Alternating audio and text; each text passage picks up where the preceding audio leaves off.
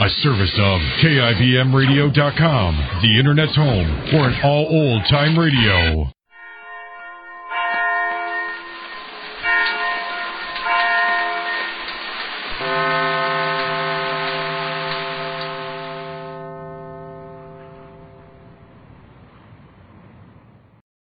Flash Gun Casey, press photographer.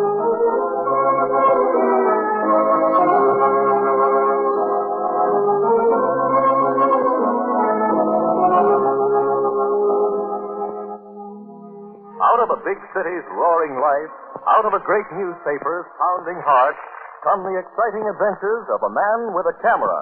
Flash Gun Casey, press photographer.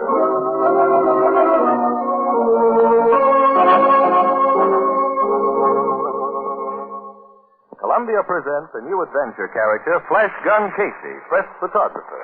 Tough, daring, typical of the men who often risk their lives so that you may see the news as well as read it. Their salaries are not large, and they seldom get much credit. But their lives are packed with danger and thrills. Tonight and every Wednesday night at this time, Columbia invites you to follow the story of Flash Gun Casey and the people who pass in swift-moving parade before the shutters of his camera. Tonight's story, The Case of the Switched Plate.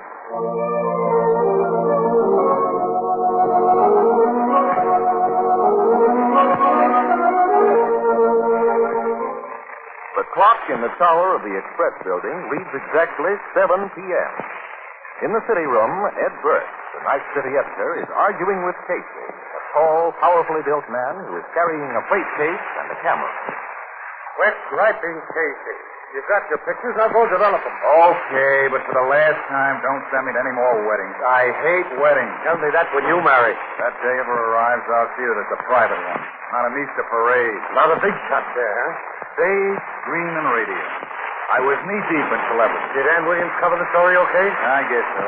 My job was to take pictures of the clam bake, not to write about it. Many a guy would give a month's salary to be in the same room with Gloria Dolores. Ouch. What's the matter now? That name, Gloria Dolores.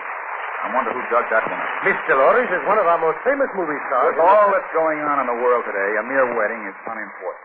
Whenever a woman like Miss Dolores gets married, it's not a mere wedding. And I hope you got some good shots. White satin and orchids fairly drip from the lens. And the Express would like to use those pictures sometime tonight, if you don't mind. Okay, but if the public never sees it... The story of the Dolores wedding, Mr. Gray. Thanks, Ann. That's what I mean. The story of the Dolores one. The poor guy doesn't count. Already he's missed the Dolores. How did the pictures turn out? He wouldn't know. He's been too busy arguing against that wonderful institution known as marriage. I'm not arguing against it. I only say send someone else when our dear paper wants pictures of the happy dear paper. We'll cover a lot of assignments like the Dolores wedding. That doesn't mean I'll have to like him any better. You mean you'd rather be taking pictures of Thompson? Are you kidding? But Miss Dolores did look sweet, didn't she? Did look Yeah. sweet. And so did the groom, Mr. Dolores.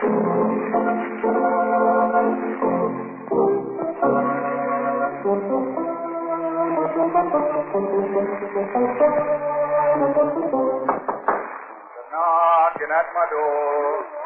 Well, come on in, William. Hey, not so wide. You're letting in too much light. Oh, sorry. I can hear. That's why they call it dark. Really? How did you Sonny? I just put them in the suit. Faces and figures should be showing any moment now. And the Dolores said, I'd do anything to look like that. You hold your own. Listen. And stop whispering. I don't know why everyone does that when they come into one of these rooms. You won't like it.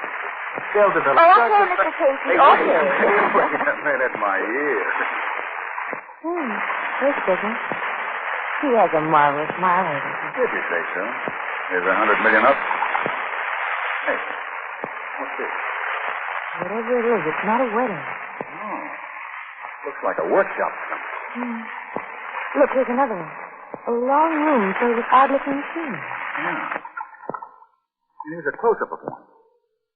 I never took these. How'd they get in my camera? Somebody took them. Yeah. Well, get this. Some guy running... Well, he's running right toward the lens. Yeah, he looks mad. Uh-oh. Recognize it? No, but I do everything else. Or I think I do. These pictures are of the Hartley Laboratory. Oh, he's an inventor, isn't he? One of the greatest. He's a regular estate. 6 or 7 buildings on the place. Conducts all his experiments there. This looks like a machine shop. I suppose a lot of people would like to nose around there. You can say that again. But they're not allowed to. Their work is done in secrecy. Hartley even has his own private guard. They won't allow a camera within a mile of the place.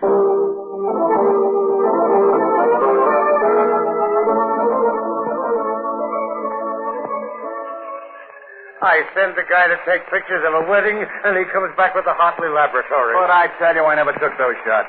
You think I'm crazy? I know. And the ones of the wedding, you didn't take those either. No, someone picked up my plate case by mistake. I got his. See? It's almost exactly like mine. The gentleman was very careless. It was a natural mistake. Why, we were stumbling over each other. That shindig was represented by every news photographer in town. Not forgetting the ones from the magazine. Yeah. Well, whoever he is, I'm glad he didn't hold the laboratories to an exclusive. At least he took some pictures of the wedding, too. Well, we'll have to run them. I doubt if that plate case of yours will ever turn up. I'll get it back. You're lucky you didn't walk off with your camera. And that must be like mine, too. Hey, look, Burke, this is serious. The guy who took these pictures had no right being on that property. I suppose I don't know that. Well, what's so funny? I'm thinking how surprised the guy was when he developed your pictures. All that glamour and no machine. You know, what I can understand is this man here. He's running right toward the camera. Yes, that is odd. It looks as though he... Hey, wait a minute. Who were you near at the wedding, Casey? I've been trying to think. Blake of the Star was a good man. Yeah. Raymond of the Inquirer. John's a fashion magazine. Mm-hmm. The 4 of us sort of stuck together, moving around, taking shots of the other celebrities as well. Oh, but it couldn't be one of them. Why not? I've known them for years. They wouldn't take a chance like that. Some guys that sell their souls for a little dough. I'll take this. Burke speaking. Yeah? What? That's very interesting. About 6 hours ago, eh? Thanks. Okay, I'll switch you to a rewrite. Dixon, take this. That was Kelly. Kelly, who covers the police? Yeah. They just found a plainclothes guard out of the Hartley laboratories. 2 bullets in his chest. Killed about 6 hours ago. Does that mean anything to you, Casey? Yeah, it does now. He's the guy here in the picture. He was running to stop that camera. And in the excitement, our photographer got him on the film before he shot him. Yeah, that's the way it adds up. Well, get out there and see if we're right. And check on your friends, Blake, Raymond, and Johns. And be careful. It'll be much easier for him to finish off his second victim. And from where I sit, you look like the next prospect.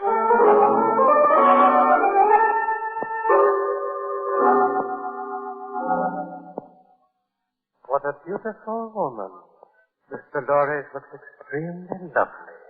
The guests charming. The ballroom and tables beautifully decorated. But I can't see where any of it helps me.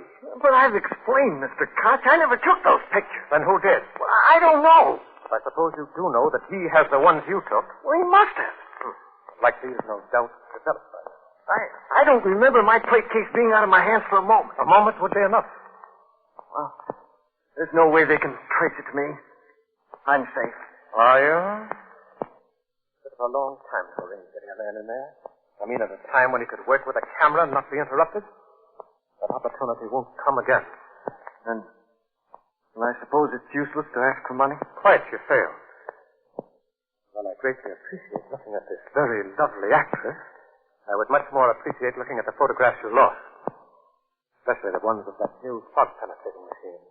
I know 2 corporations that pay $100,000 for that. I've never failed before. And you've always been paid before. I was listening to my radio just before you came in. You know the guard that you eliminated has been found? He came out of nowhere, running toward me. And you stopped his running. Yes, I had to.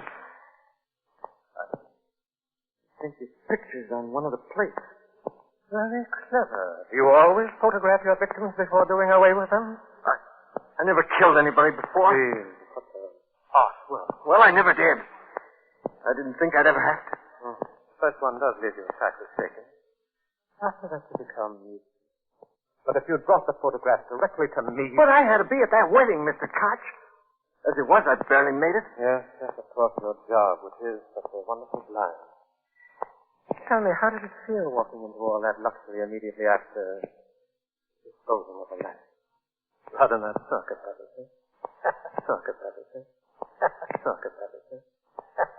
I wonder what your employers would do if they even dreamed of the pictures you sometimes take with their camera. Remember, that was my idea. The same camera for both my ordinary work and the work I do for you. That way no one will ever become suspicious. No? I don't doubt that someone is at this very moment. And he knows that the photographer is not only a thief, but also, as we say, someone who doesn't hesitate to stop another breathing. Hey, you're right. But how's he going to know it's me? Well, maybe he won't, but if one of your picture-taking friends should start to ask questions, no matter how subtly put, be careful. I will. And if he should become too inquisitive, you can always handle him as you did the guard. Yes, when that gentleman makes his appearance, remember, he's the man who has your bag. And you've been left holding one.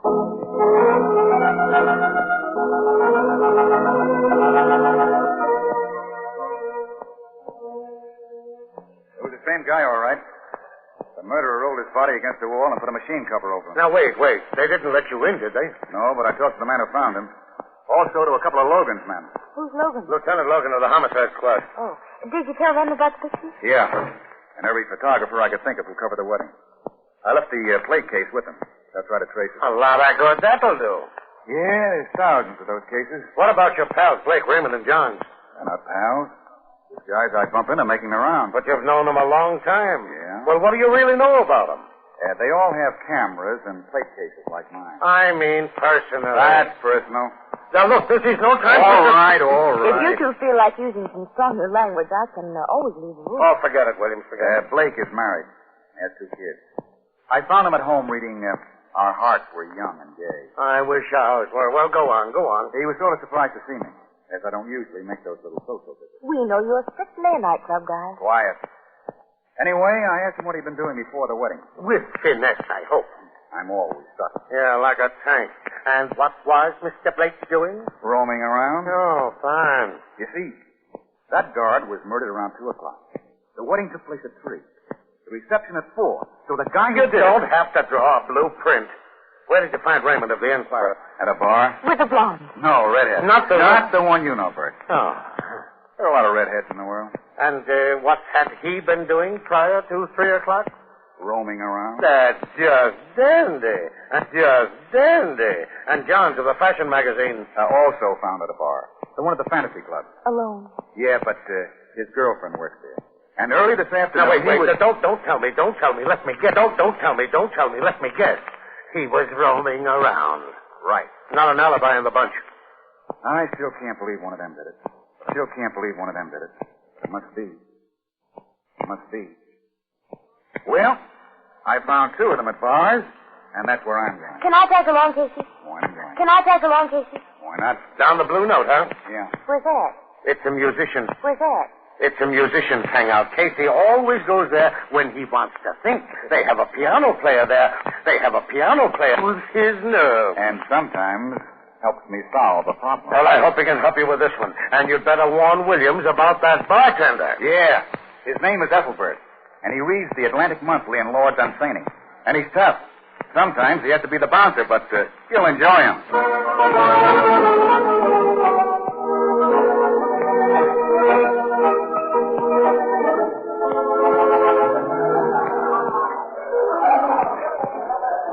I expected to hear a jam session going on. It's only 11:30. The musicians don't roll in here until they're through work. Oh. Want to sit at the bar? Fine. Ethelbert, put down that New Republic and give us some service. Hiya, Flash Gun. Service. New Republic? Look. One World. How do you find it? Great. It says here on page... I've read the book. But maybe it didn't absorb it. I did. It's excellent. Hey, what are you looking at? You ever see a pretty girl before? Not that pretty. Well, thank you, Ethelbert. This is Ann Williams, Ethelbert. She is new on the Express. I'm showing her the site. Fill a beer. Beer. Williams? Same. 2 beers. I'm surprised that you find time to read a book. Yeah. Right now I'm surprised, but not about that. Blake, Rima John. Has to be one of them, but why? Well, what they were after must be worth a fortune. Yeah, they wouldn't talk about it out there today. 2 beers, no heads on them. Thanks, Upper. What'd you think of Thomas Paine, Flash Gun? He was a very great man. Yeah. Quote, "These are the times which try men's souls." Unquote. I know all about Thomas Paine, Miss Williams. I'm going over the piano. Want to come along? Listen, Flash Gun. It's not that I don't want to lend you an ear, Ethelbert, but I have a lot on my mind. Maybe Ernie and his music can help straighten me out. Well, I'll stay put and hear about the famous revolutionary figure. Thanks, Miss Williams. I said you'd enjoy it. As you no doubt know, Miss Williams, Thomas Paine was not...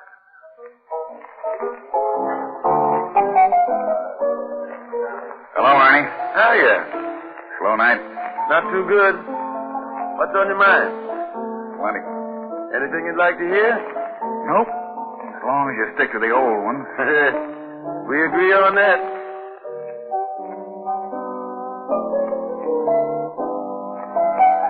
Remember this one?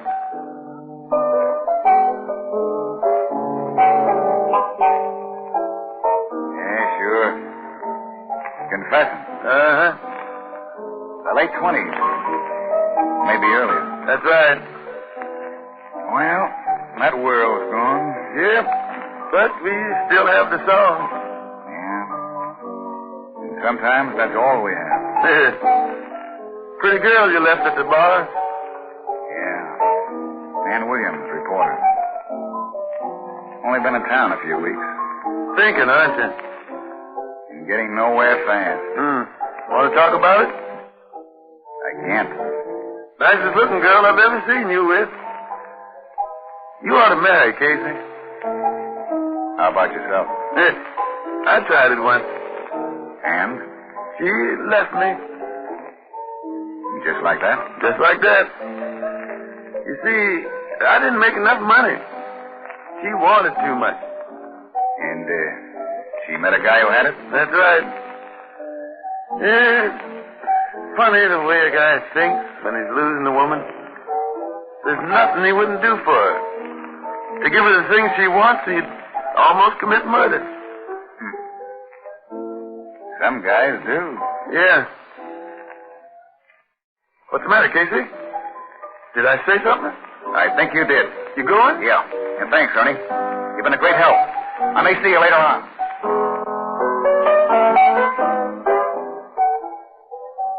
As I was saying, Miss Williams, sometimes I have to throw a guy out, but it ain't like it was in the old days. No? No. Then they threw me out. Look, Williams, I better run along. You go back to the office and tell Burke I'll see him in an hour or so. Where are you going? To see a dame at the Fantasy Club, and you can't come. Ethelbert, Williams will pay for my beer.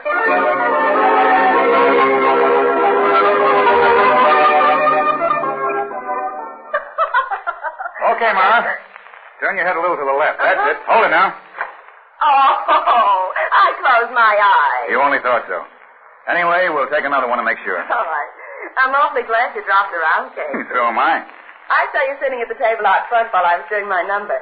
I didn't think you came to take my picture. Of course, it's no novelty for you to have your picture taken. You sit for Hal a lot. Mm-hmm. Once a week regularly. It must be love. Oh, it's still nice to have someone else photograph me. How's this? Fair? Oh, not as attractive as Mr. Lawrence? Oh, you're a different type. Hal tells me it was quite a wedding. Yeah.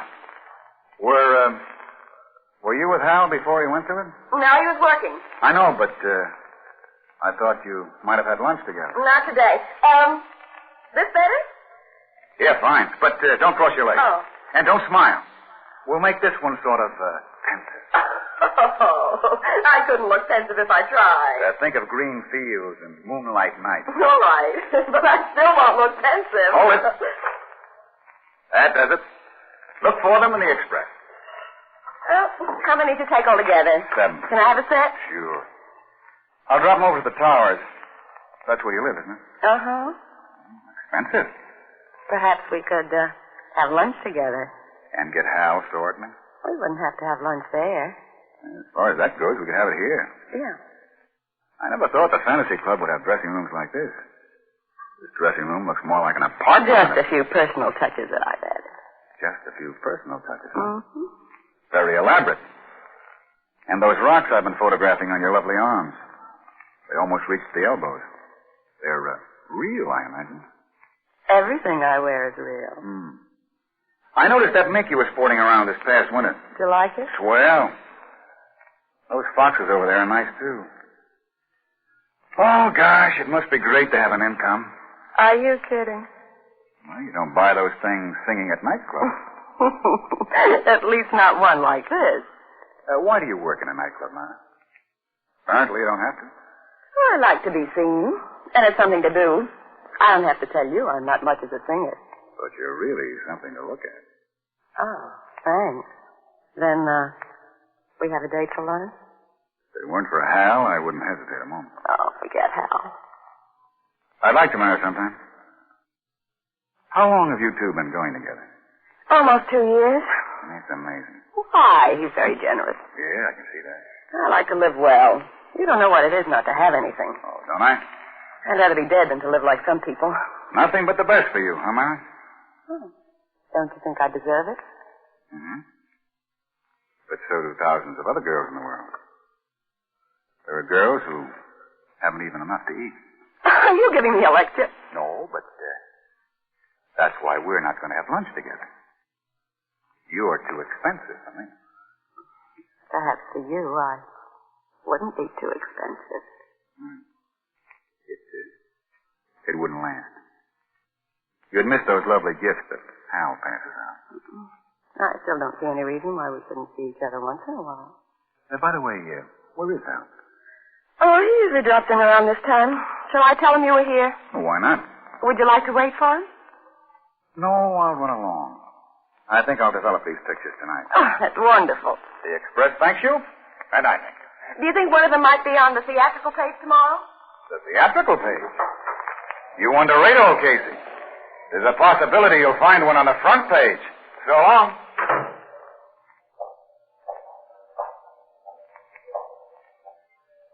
Hiya, Benny. Any payphones here? Yeah, two of them. Over there by the section. Oh, thanks.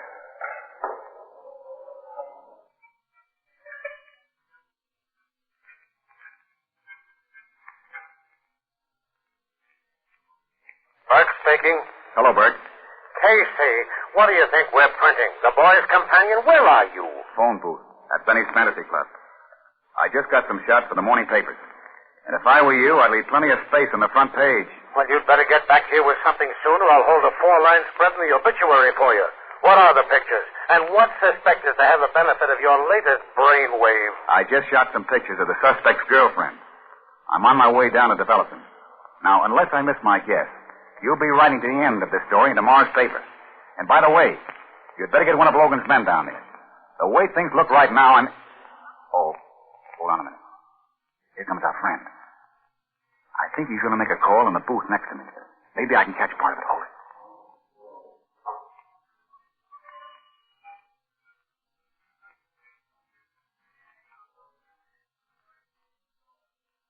Hello, Mr. Katz. He talked to me earlier tonight, then took some pictures of Mara. For his paper, he told me. But why at 1 a.m? No, I'm certain he's the one. Okay. Yeah, I'll be careful. Where'll I come for the money? Above your antique shop on Sedgwick Avenue. You mean I've got to take care of him tonight? What do you think I'm made of? It was only this afternoon that I know, Mr. Cox, but I never expected that to happen. All right. You think so? I'll do it tonight. Now.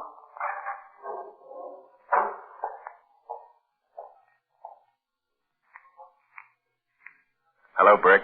Did you hear that? You moronic offspring of a printer's devil. You had your hand over that mouthpiece. Of course I had my hand over the mouthpiece. Think I want you to take all the credit? Now get this. Send several of Logan's men over to Koch's antique shop on Sedgwick Avenue. Mr. Koch will be in the apartment upstairs. Pick him up. And I may need one of Logan's men while I'm developing these pictures. After all the runaround you've given Logan, you know how he'll feel about sending a man out to protect you.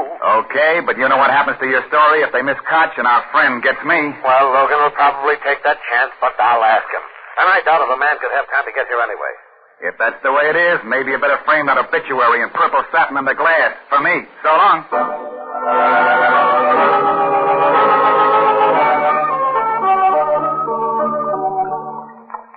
Oh, dark room, very dark. And Casey's in the dark.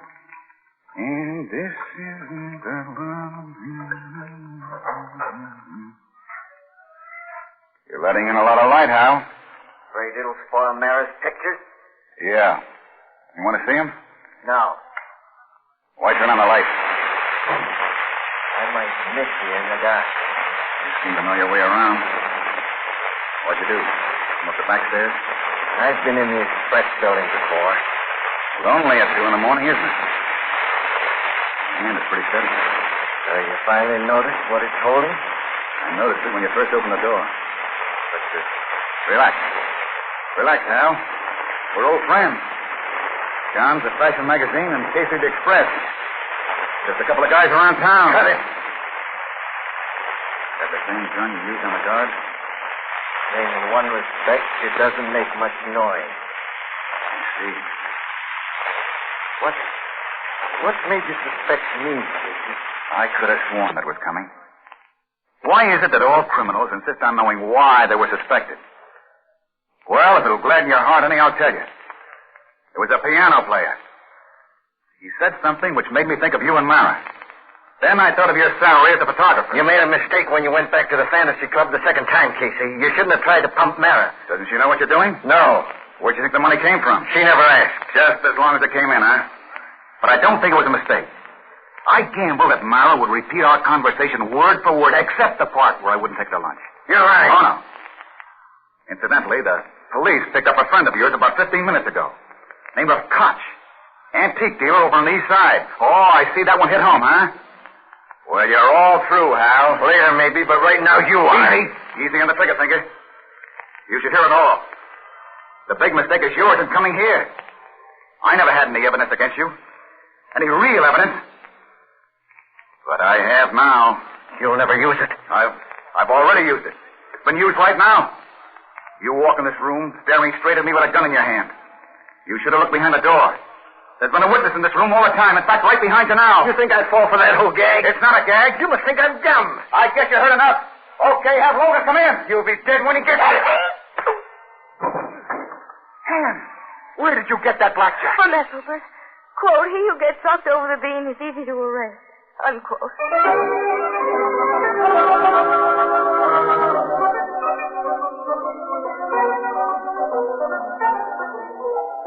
Put down that American Mercury, Ethelbert, and draw me a beer. It's not the American Mercury. It's... I know. It's still one world. Hiya, Miss Williams. Hello, Ethelbert.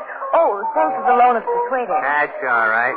She was really worried when you tore out of here, Casey. Yeah? Yeah. Been busy, Ethelbert? I had to break away from this book for a while tonight, but I managed to sandwich in a very interesting article. Would you mind drawing my beer for me, Ethelbert? I want to sit over by Ernie and listen to a couple of numbers. Not at all. But this article was about guys who steal industrial designs by photographing them. And you know what I think? What? Well, just for a starter, understand, they all ought to be socked over the head, but hard. Quote, he who gets clunked over the conch is out of commission and easy to put in the clink. Unquote. Please, Ethelbert, our beer. Yes, Ethelbert, our beer. And this time be sure he pays for it.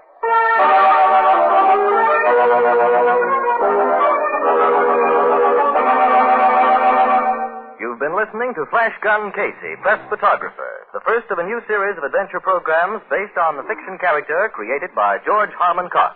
This series is written by Ashley Buck in collaboration with Mr. Cox. The program tonight was directed by Albert Ward and produced for Columbia by Chester Rainier.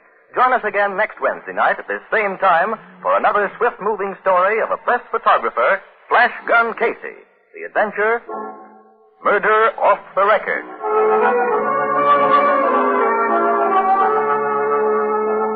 This is CBS, the Columbia Broadcasting System.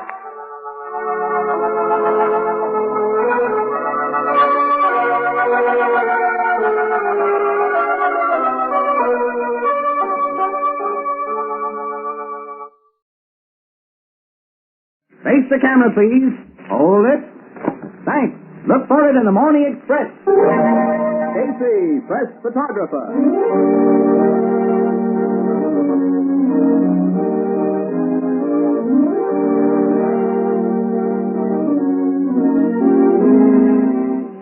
Columbia brings you another adventure of Casey, press photographer. Tonight and every Saturday at this time, Columbia invites you to follow Casey on his exciting assignment and to meet the strangely assorted people who pass in swift-moving parade before the shutters of his camera. Tonight, The Clue in the Clouds.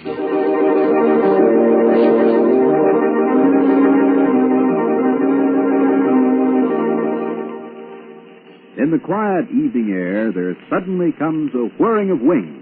It's a helicopter, apparently out of control. Like a giant bird, it flaps crazily about for a few minutes and then heads out to sea. What is it? Gee, it looks like a bird. It's a helicopter. It's a wild plane. It's out of control. It may fall. Let it clear the street.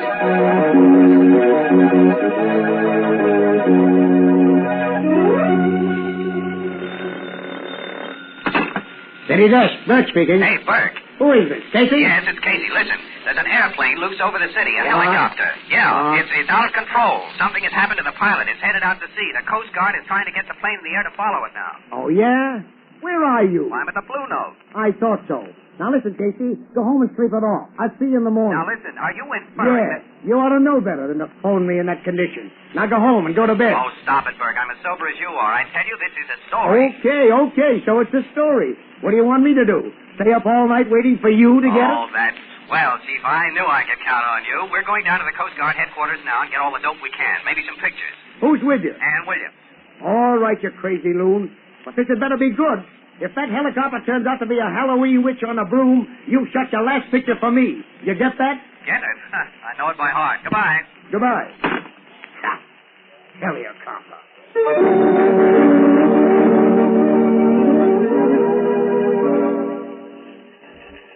But I'm telling you, Burke, it fell into the sea like a millstone and disappeared. Well, Casey, if 4,000 other people hadn't seen it, I wouldn't believe it. Whose plane was it? The police say it was John Hampton. He had the only helicopter around here. Oh, yeah, I remember. Flew it in from his estate to the top of his office building every day. Our pioneer air commuter. And he's missing, huh? Yep, he and Mrs. Hampton both. Well, take that stuff you've got to a rewrite man. Have one of the boys fix up an obituary. We've lost one of our leading citizens in a plane accident. And that's that. Now, listen, Burke. Casey doesn't think it was an accident. No, for Pete's sake. And why not? Burke, I think that dive into the ocean was planned. There's something phony about this story, and I want to track it down. All right. What do you want to do? Go chasing geese again? You better let him, Burke. Someday, Casey, you'll go out and cover a story that I want covered. Now, go on. Get out of here. Thanks, Burke. Burke, I'll tell you, I'll make a bet with you. If I'm right about this, the drinks are on you. And right now, I'm going over to John Hampton's offices to see what I can find out. Oh, you better take Williams with you. She'll just sit around and sulk till you get back. Oh, gee, both thanks. Okay, Burke, we're on our way.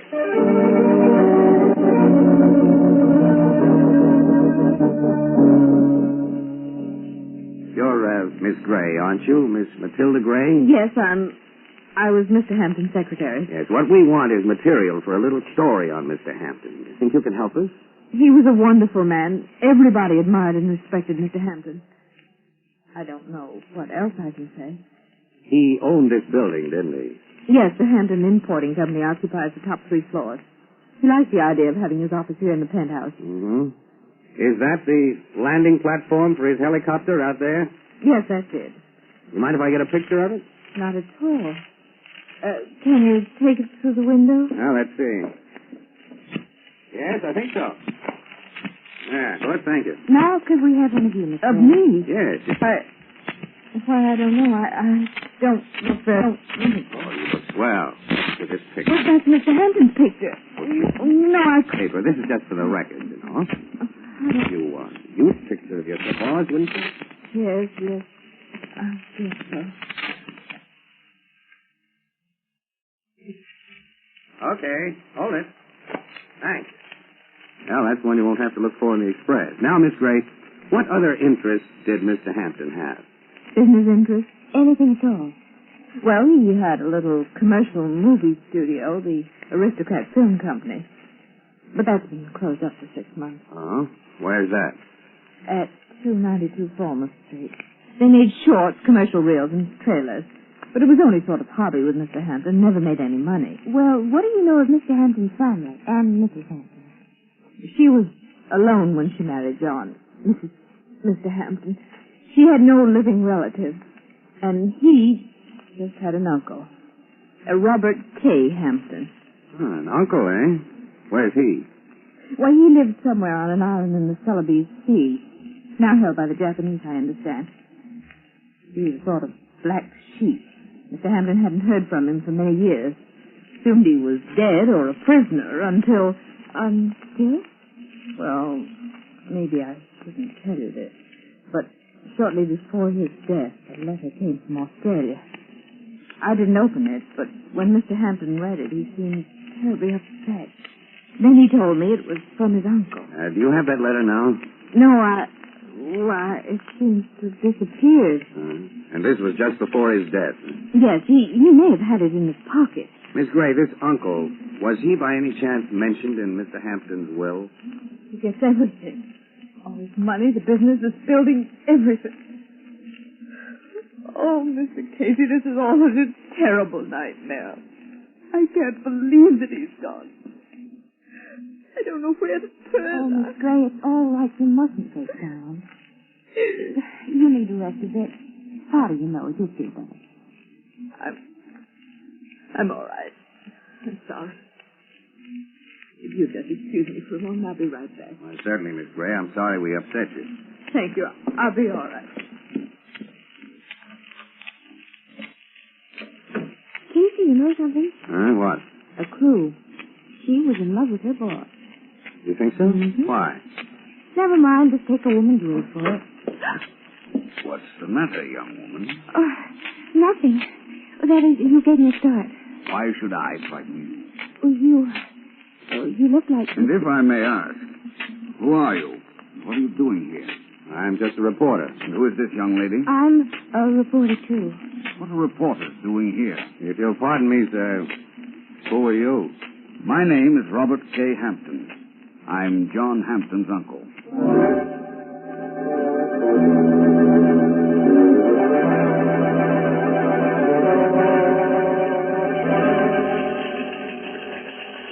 So you think this uncle had something to do with Hampton's death, huh? Well, look, a guy names the Black Sheep uncle as beneficiary in his will and suddenly gets a letter from him. From all reports, he's very upset by it. And the next day packs himself and his wife off in a plane for a double suicide. Lieutenant Logan pronounced it an accident. Yeah, well, it doesn't add up to me. This uncle ties in somehow. Come on, Ann, I gotta think. Let's get out in the air. The nice smoke-laden air of the Blue Note, I have no doubt.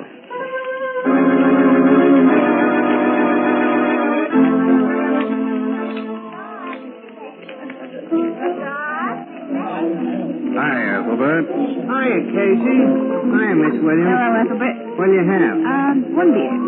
Same as usual for me. Okay, beer and the usual coming up. Hey, what are you reading, Ethelbert? A book on victory gardening, I guess. My sister Edna gave it to me. Oh, your sister Edna likes to read. Yeah, she does. She don't drink much. What's the name of the book? 5 Little Peppers and How They Grew. Listen, why don't you read something interesting? Like that death plane story of yours in the Express? Something. I'm following that, too. Good. Here's your beer. Well, what's your opinion? Well, I think it was a sort of chameleon of errors. I think this guy was planning to run away with some dame. So? He gets the plane all heated up for it when a heavily veiled figure sneaks into the cockpit beside him and gives him the nod to get going. Then he finds out that it's his wife and not his lady friend under the heavy drapes and that she's crossed him up. And by that time, he's so disgusted he dumps the whole thing in the drink. On what do you base these deductions, Ethelbert? Yes, mastermind. Tell us. Quote, he who tries to fool his wife ends up playing the fool himself. Unquote. You better stick to your books, Ethelbert, and leave the amateur detecting to Casey. Yeah, and you know, Ethelbert, I wouldn't waste my time on 5 Little Peppers either. It's way over your head. Well, to tell the truth, I'm having a tough time wading through it. You got any ideas? Well, there's Gibbon's Decline and Fall of the Roman Empire. They got that in a book already? Sure. Well, it just declined and fell last September. Hey, look, Annie, you tell him. I'm going over and talk to Ernie.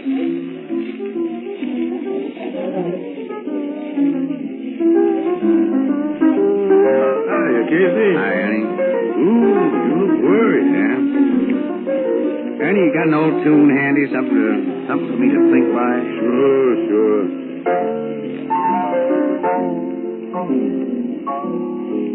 That's good. Can't quite tag it, though, is it? Me and my shadow. Oh, yes, sure. Me and my shadow. Yep. You know, that other self always under your feet? Other self, huh? Yep. You got another self. Now, one Casey has to stay here and work on the express. Yeah. The other wants to fly away. Go deer hunting up in the woods somewhere. Ernie, you got an uncle? Sure, I got an uncle. Well, look, if you knew he was coming to see you, would you want to fly away? Well, I'd be tempted to. Yeah, why? Because it'd mean that he was bringing his 8 kids along to live off of me. Yeah, but the thought wouldn't make you want to kill yourself, would it? Oh, Casey, why you gotta be so dramatic? Of course not. Tell me, Ernie, what makes guys want to get away? Oh, a dame, usually. But I see them fly away from one and go right to another, leaving all their worldly goods behind them. That's kind of costly, isn't it? Yeah. Dames are costly. Now, if it was me now, I'd try to get the dame to fly away and leave my worldly goods to me. Yeah. What? I say it'd pay a fella better if he could get the dame to fly away and leave the worldly goods to you. Ernie, I think you got something there. Yeah, thanks.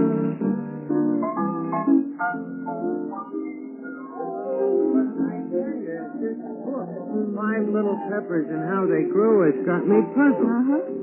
I'm in the 4th chapter already, and they ain't even started to spade the ground up. Hey, come on, Ann. I suddenly got a hunch. Hey, where are we going? Home. But tomorrow, we're going back and have another look at Uncle Robert K. Hampton.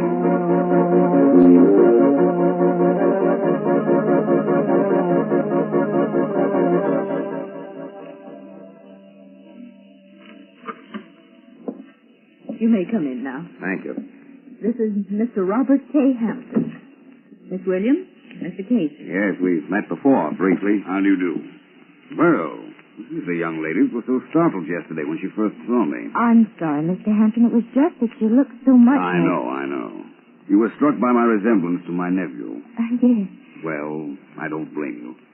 You know, I never realized how much he'd got to look like me until I arrived and saw his picture here. Yes, it is a striking resemblance, sir. Your hair is gray instead of brown. And, of course, he had a mustache. Yeah, but then he wanted to take you for brothers otherwise. I think they're quite different. Well, after all, there were only 7 years difference in our ages. I was just a kid when my brother's son, John, was born. Yeah, we were very sorry about what happened to your nephew, Mr. Hampton. These things are always kind of tough to take. Yes, they are. But, of course, it wasn't entirely unexpected. You know, I thought John would probably come to some violent end. Why, even as a kid, he was always keyed up. Couldn't relax.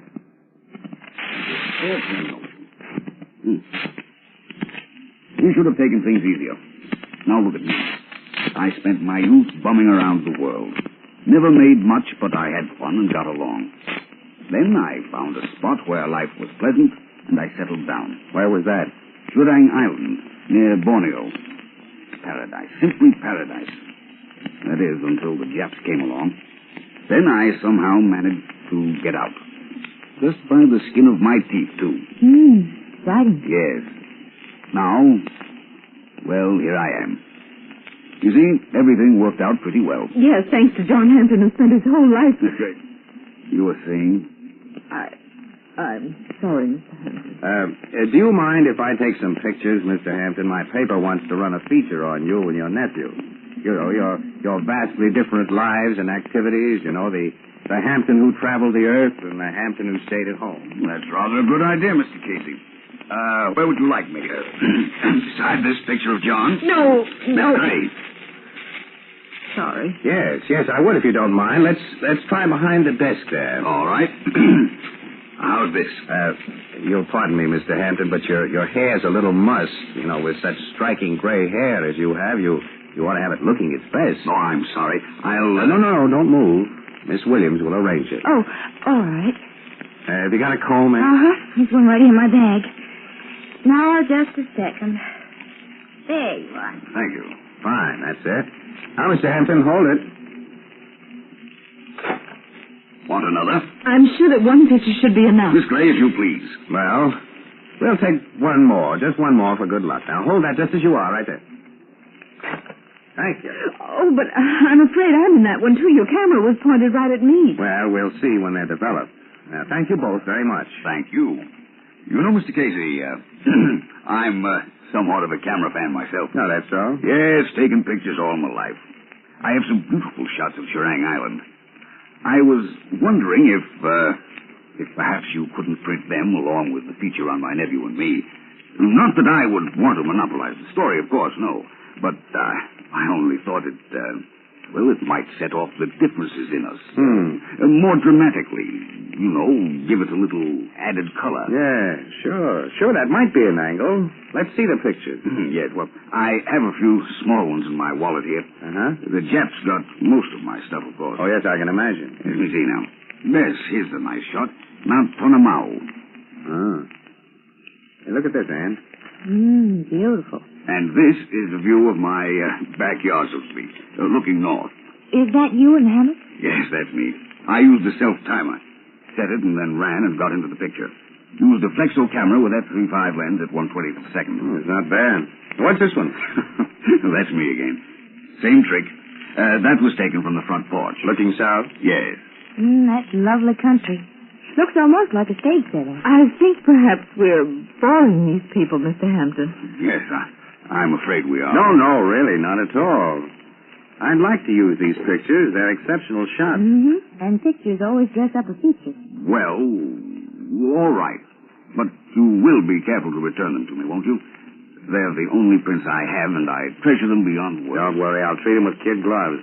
Thank you, Mr. Casey. Well, that's all right. Now, I think we better be pushing off. Time and deadlines wait for no man. And no woman either. We're happy to meet you, Mr. Hampton, and we hope that you like it here. I think I shall. Take good care of the picture. Right. Look for him in the Morning Express. Fine, thank you. Goodbye. I don't like that young man. He's too clever. Now, darling, take it easy. After all, he's only a newspaper photographer. Are you sure this article on you is a good idea? Of course. We'll need it. Why do you think I went to all that work to get those pictures? The public must be convinced, too. Now, don't worry, my dear. There'll be no slip-up. There better hadn't be. Not after 11 years of planning and waiting. Now that those people have the pictures, I'll set fire to the evidence. You mean burn the negatives? There are little fires and big fires. Oh. You mean... Yes. Tomorrow night, a nice big fire.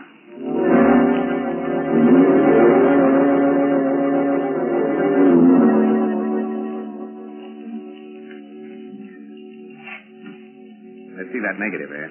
Here you are. Yes, sir. That I call a nice layout. Yeah. Pictures look pretty good, huh? My article's all right, too. Mm-hmm. You know, someday I must teach you how to read. Yeah. Say, these of Churang Island came out really bright and clear, didn't they? Hey, Ann, look at this. What? You notice anything strange about those two shots taken in Hampton's front and backyard? No. Well, I do. Look. Look at this bank of clouds here. It looks sort of like a face, doesn't it?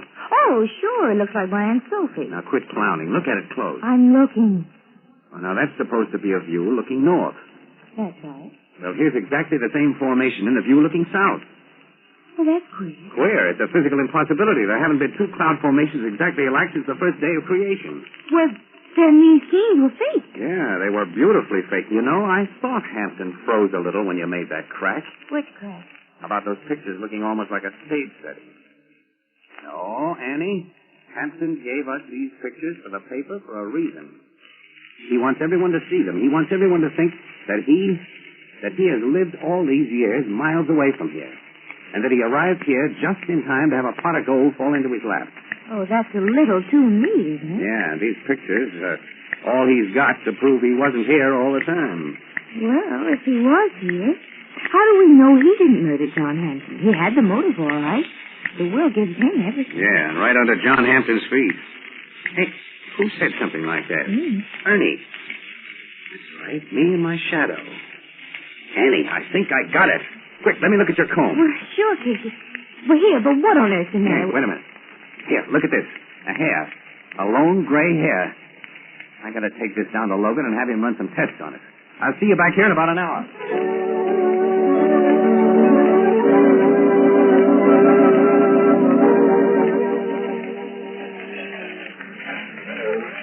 Well, here are your pictures of Hampton, the ones we didn't print. Yeah, thanks. I just wanted to check on them. Let's see. Yeah, here it is. Look, Bert. This one of Hampton with Miss Gray in the background. You see this? Yeah. And what a sugar-coated look she's got on her portrait. Hey, let me see. Don't she look like a mother whose son has just been made president of his class or something? She in love with this guy? Of course not. You sure, Ann? Well, she just met him. Uh-huh. You swore she was in love with her boss. That's right, and a woman like that couldn't be in love with two men. Why not? Because she's the perfect one-man-woman type. Uh-huh. That's all I wanted to hear. I got a theory on this case, and this just about puts a pin on it. Come on. Hey, where are we going? We got a little job of breaking and entering to do. We're going to crash the deserted studio of the Aristocrat Film Company.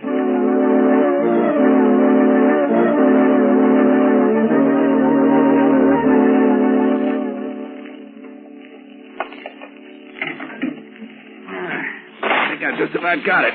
Isn't this a tiny little bit illegal? I can fix that with Logan. He and I are just like that. There we are. Come on, we got to work fast. Oh, spooky, isn't it? Where did I light a match? See any light switches around here? Wait a minute. Here's one. That's better. Oh, so this is the Aristocrat Movie Studio, huh? And a fine place to bring a young girl in the dead of night. Annie, you see those crates over there? Yeah. I'll bet you 10 to 1 they're full of prop palms, grass mats, and tropical foliage. Let's see. All right. Mr. Casey, your intuition is appalling. I'm glad I didn't cover that bit. Uh-huh. Artificial flowers, trees, rocks, leaves. Everything you need to build up a nice little South Sea Island setting right here. Uh-huh. You mean Hampton could have sneaked in here alone, arranged a beautiful little tropic setting, and taken pictures all over the place? Not only could have, he did, with a self-timer. And by changing the bushes and foliage around, he got the so-called view from his front porch and the one from his back porch. Well, where's the sky with a funny cloud formation? It's hanging right over your head. Look up. All those big hanging things?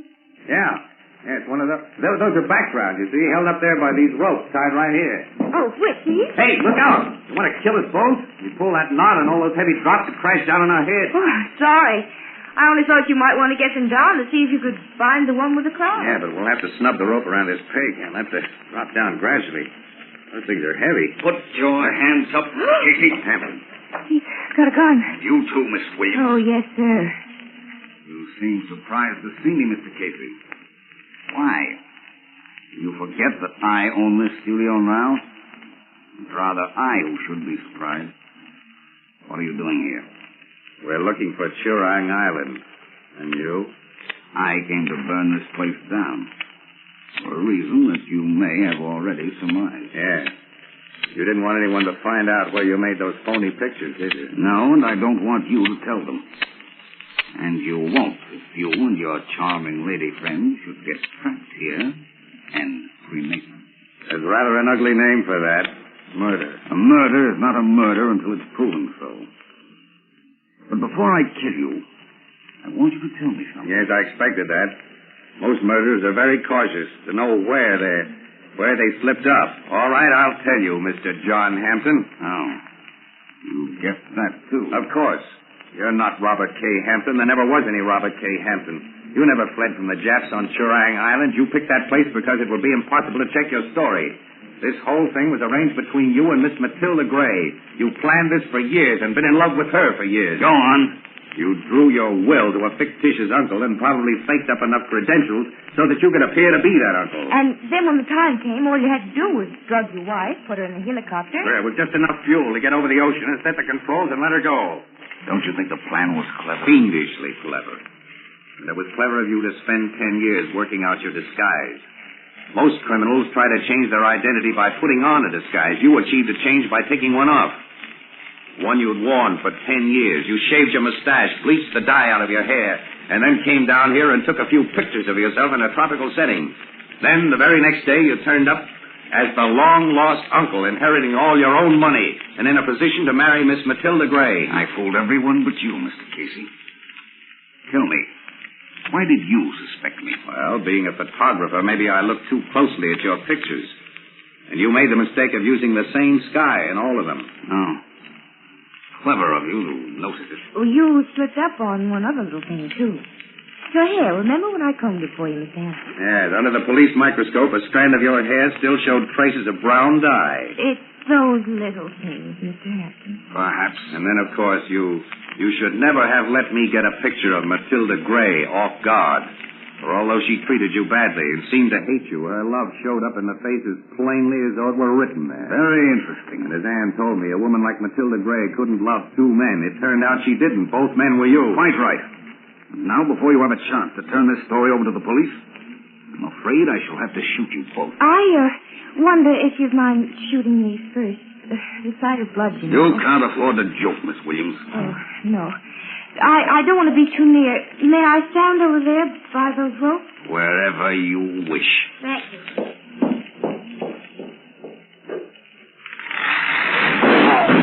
Good girl, Annie. Good girl. Boy, that suited it. Okay. I got his gun. Wow, that drop sure beat him. Is he breathing? Yeah. But he won't know it for an hour or so. Gee, kid, nice going. Well, darling, you told me not to pull that knot and... Annie, this was an inspiration. I could just about kiss you. Oh, so I've got to save your life to deserve one stingy little kiss.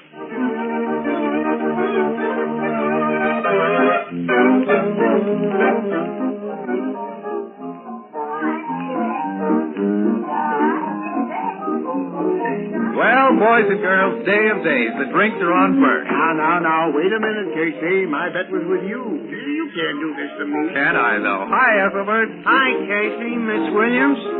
Well, Mr. Burke, this is a surprise. Yes, well, Burke's buying the drinks, Ethelbert. Well, what'll it be? Hello, Ethelbert. Oh, hello, Grace. What'll it be, Miss Williams? Oh, double martini. A double? 2 olives.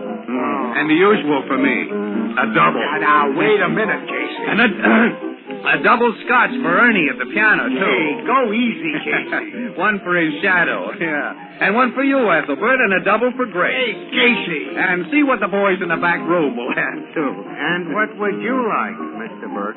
Oh, please, Ethelbert.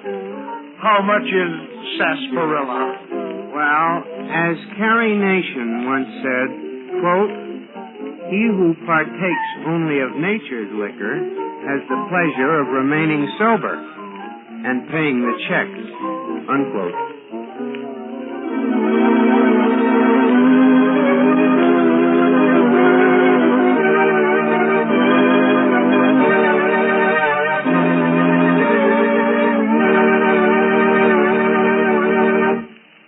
You've been listening to Casey, Press Photographer, played by Stotts Cotsworth, a new series of adventure programs based on the fictional character created by George Harmon Cox.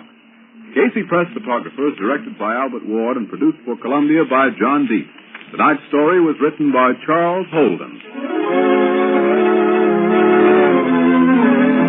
Join us again next week at the same time for another swift-moving story of Casey, Press Photographer. This is CBS, the Columbia Broadcasting System.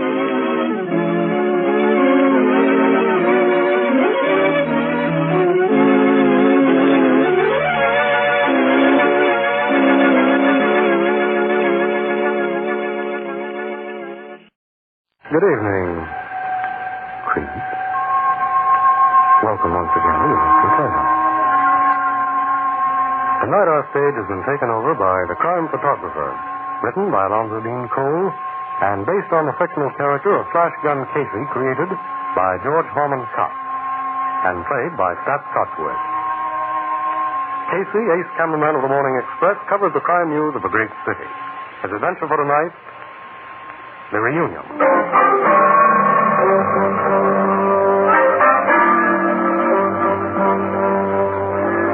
About 9 o'clock in the evening, a luxurious suite in our city's most expensive hotel.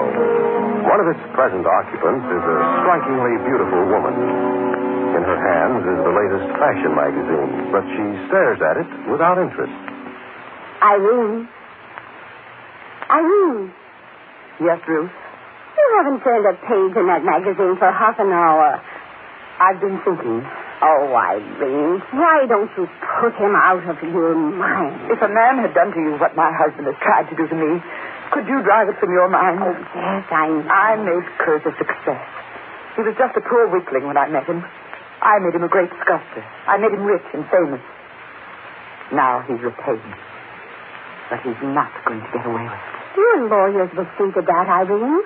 They told you they can nullify that divorce Kurt got from you. When I think of the rottenness of it... I don't anymore. Ruth, when you and I were in South America, the tip Kurt persuaded me to take for my health. Mm-hmm. All the while, he was establishing residence out of this state to divorce me for abandonment. Then, when we came home 4 days ago, we find he's been granted his divorce and... Rotten, dear, so rotten. And he was preparing to marry another woman. That Bixby woman. She's contemptible. Filthy, loathsome. Oh, when I think of it, I want to kill him. I don't want to kill him, Ruth. I want to keep him. Keep him? Yes. What? No other woman is going to have him. Tomorrow I'm going to sign the papers for the nullification of the divorce, and will you answer that, Ruth? Certainly. Hey, I'm not here. All right. Hello? Mrs. Walter isn't here. I'm Miss Chandler, her cousin. Who is this? Hold the line a minute. It's a man, Irene. He insists that he's got to talk to you. Who is he? His voice sounds a little like your husband. Kurt? Yes. All right. Here. Hello, this is Mrs. Walter. Oh. All right, wait a minute. Ruth, will you please go into the bedroom and shut the door? Well, yes, of course. Don't be angry with me. I'll tell you all about it later. Hello?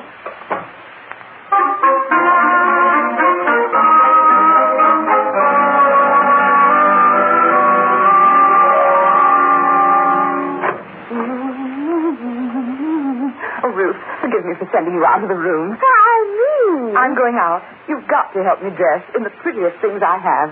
Thank heaven my hair was decently done today. Say, what is this? Was it Kurt? No, it wasn't Kurt. Darling, hand me that cold cream jar. Here. What other man is making you dress in your best and... You've changed completely since that telephone call, Irene. You'll just have to restrain your curiosity. And for several days. I don't expect to come back here tonight or tomorrow night. What? Maybe I won't come back for a week. But don't worry, Ruth, and don't try to find me. I'm going to be happy again, dear. Altogether happy.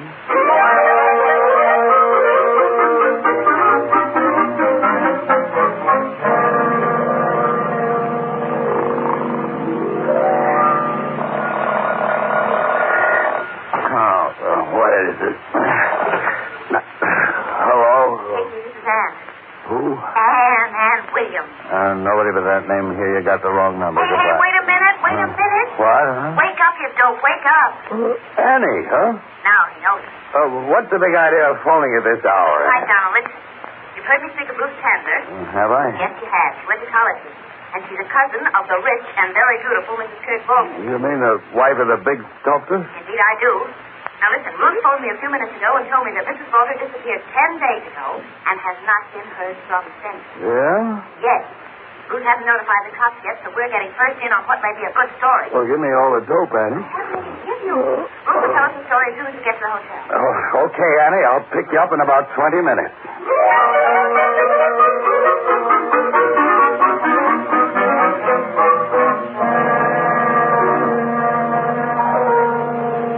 Mr. Casey, Irene left this suite on Friday night, 10 days ago, at about 10 o'clock. And that's the last I've seen or heard from her. Yes, but Ruth, listen, Mrs. Volter told you that she might be away for a week. Now, maybe she's just staying wherever she is a little longer than she intended. But she's not where I thought she was going then. Miss Chandler, you figured that Mrs. Volter was joining her husband for a reunion. It was the only thing I could figure, Mr. Casey. Until just before I phoned you this morning, I learned there hasn't been any reunion. You went to Volter's home? Yes. I talked to Mrs. Royce, his housekeeper. She told me that during the past 10 days, Kurt has been working almost constantly in his studio. It's attached to the house. And that Irene hasn't been there. Sure she told you the truth? Positive. She and I are old friends. She wouldn't lie to me. Mr. Casey, do you think I should ask the police to look for Irene? No, I wouldn't. You know how women feel who've just been separated from their husbands. Maybe she just... Well, she might be. To say, is this photograph on the piano a picture of your cousin? It is. Mm-hmm. This was taken some time ago. About 15 years ago, soon after her marriage, at the time she was posing for the statue that made her husband famous. The sleeping goddess? You know about it? Yeah. I've seen copies of the original. I kind of like sculptures and paintings. So Mrs. Volter modeled for it, eh? Yes. Mm-hmm.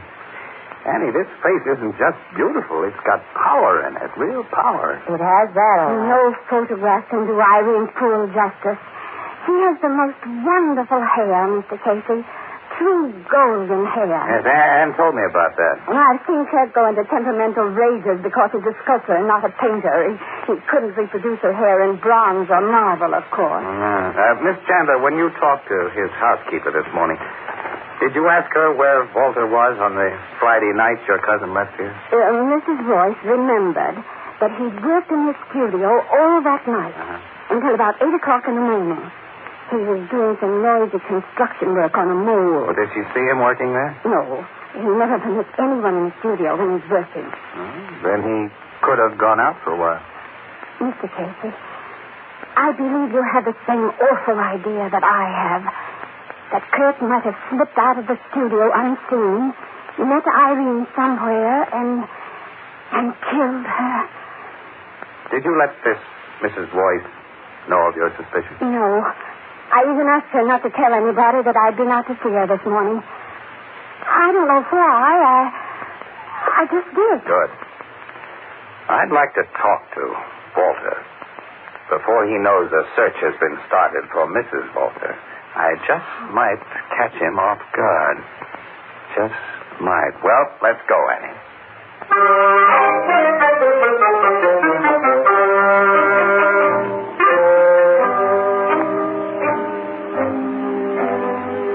Mr. Volter will see you and this lady, Mr. Casey. He's in his studio. Please come this way. Oh, thank you. You're Mrs. Royce, aren't you? Yes. How did you know my name? Oh, Ruth Chandler told us all about you. Here we are.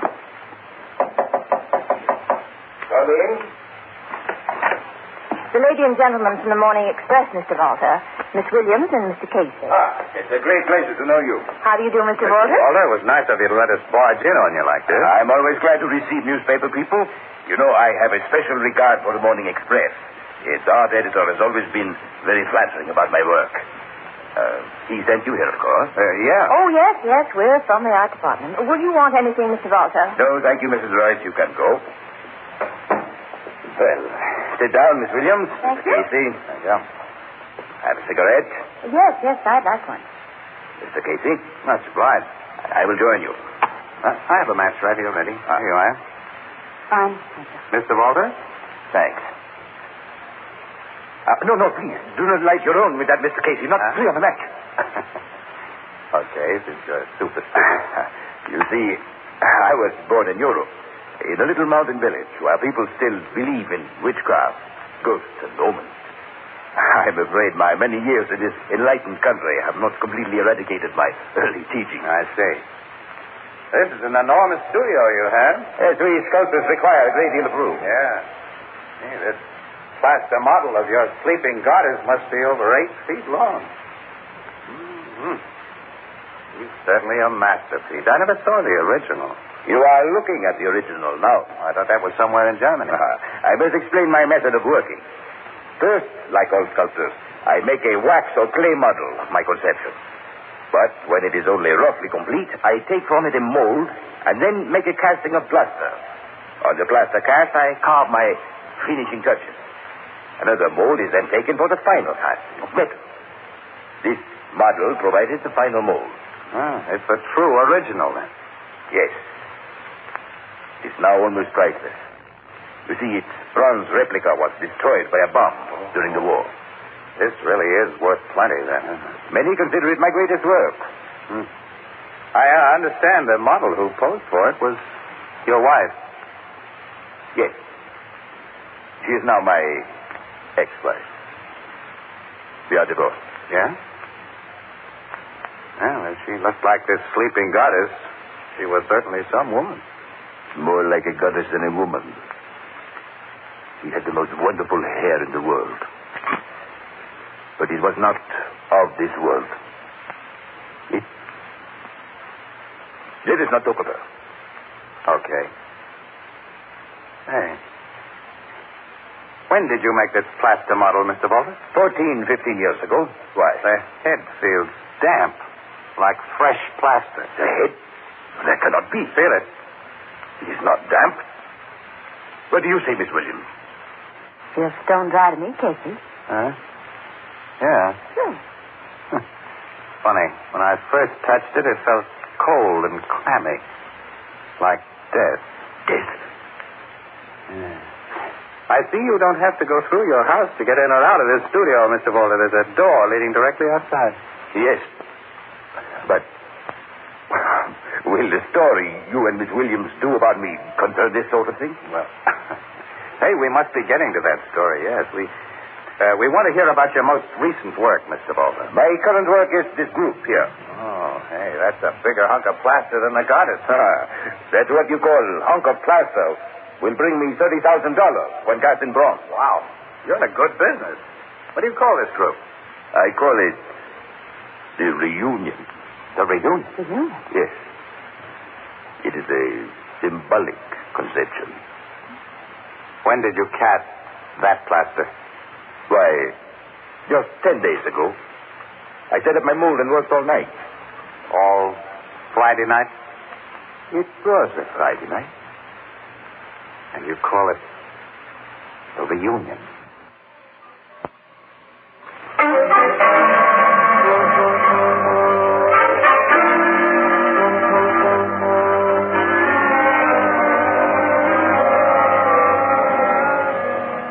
Here, Casey, the story you've just been telling me adds up to nothing more right now than a case for the Missing Persons Bureau and a homicide cop. My hunch says this is a homicide case, Logan. Well, I have the same feeling, Captain. So have I. This police department can't take the drastic action you propose on the strength of mere hunches and feelings. I haven't proposed any drastic action, Logan, until after a thorough routine missing persons search has been made for Mrs. Walter.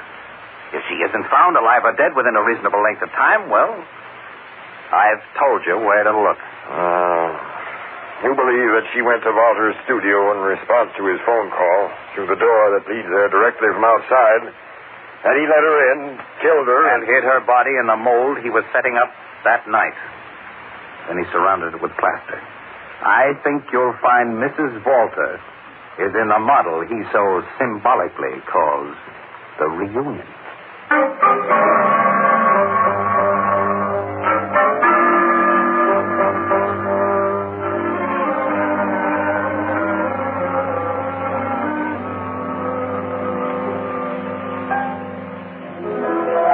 Casey? Hiya, Miss Williams. How are you, Ethelbert? Hello. I ain't seen you two all day. What do you have to drink? Oh, give me a cup of coffee. Gee, Casey, you must be feeling low. What are your troubles? We can put them in 3 little words, Ethelbert. The Volta case. Say, why don't the cops quit stalling on that? They're never going to find Mrs. Walter till they look in the place you told them to, Casey. Today, they did look for her in the place I told them to. You mean? Yes. I was wrong. Mrs. Walter's body was not in the plaster model of Reunion. In order to find that out, Logan's men had to bore holes in the model, and they broke it all up. Now Walter's going to sue the city for $30,000 he claims it was worth, plus additional damages for I don't know how. Oh, his lawyers are drawing up a swell bill of goods. Sure, and the worst of it is he's pretty sure to win at suit. Logan will probably lose his job on account of it. He gave the order to bore into the statue on the strength of my hunch. Gee, the poor sap trusted me because, well, by sheer dumb luck, I've given him a couple of good steers in the past. This time I let him down for fair, and how? Oh, Casey, he doesn't blame you. Yeah, I know that. Look, don't ever tell the big dope I said this, but Logan's a pretty swell egg. Because Mrs. Walter's body wasn't hid in that statue, does it mean her husband's now in the clear? Sure does. Yeah? The only place he could have hidden her body was inside the freshly poured plaster of that reunion model. Wait a minute, Miss Williams. Couldn't he have hidden the body in a closet or someplace around the house and then sneaked it out later? No, Ethelbert. Mrs. Royce and her cleaning women would have found it. Oh, of course not. And there's only one other model in the studio large enough to hide a human body in, and that was cast 15 years ago. Those plaster castings have a hollow core. Oh, so what, Casey? To have even gotten the body inside the sleeping goddess, Walter would have had to cut a big hole in the old plaster and then afterward patch it up with fresh stuff, which would show The head of the sleeping goddess, it felt cold, damp, like fresh plaster that day. Didn't to me, Casey. And you said it didn't to you either after a minute. Yeah, that's so. Funny, that's what started my hunch about Mrs. Walter being buried in plaster. And when her husband said he'd cast that reunion piece on the night she... Annie, I doped the guy all wrong. He was smarter than I thought. What are you talking about? That reunion model was only a planned decoy. He put her inside the sleeping goddess. Then he deliberately led you and me and the cops to believe her body was in the reunion model. And now that we've found she isn't there... Oh! Aha, you've got it. The city stands to lose $30,000 plus for that mistake. No sane cop is going to take a chance like that again. Casey, if you're right... If he's right, Ethelbert, Mr. Kurt Walter is going to get away with murder. Yeah. Say, Casey, what? Why don't you sneak into that studio on a dark night, bust open that statue... And what if I didn't find the body, Ethelbert? Walter wouldn't bother to sue me. He just had me put away until about 1966. I got no more suggestions. I haven't even got a thought. Wait a minute. I have. Yeah? What? And I'm going out to see Mrs. Royce, Walter's housekeeper, and ask her one confidential question.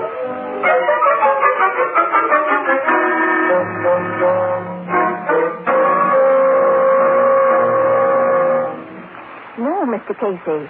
Since the night he made that plaster casting of his reunion group, Mr. Walter has never gone into his studio after dark. I see. Oh, I thought it rather strange. He used to do so much work in there at night. Well, thanks, Mrs. Royce. Why have you asked me about that? I've been thinking. I was born in Europe, in a little mountain village where people still believe in witchcraft, ghosts, and omens. I've sometimes thought Kurt insane on the subject of Irene's hair. He couldn't reproduce it in bronze or marble. She had the most wonderful hair in the world, but it was not of this world. Yes, Mrs. Royce, I've just been thinking a kind of crazy thought.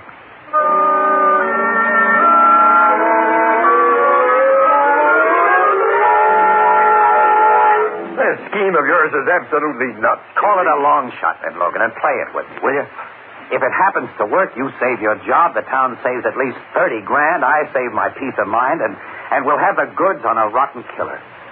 Okay, pal, I'll take a chance.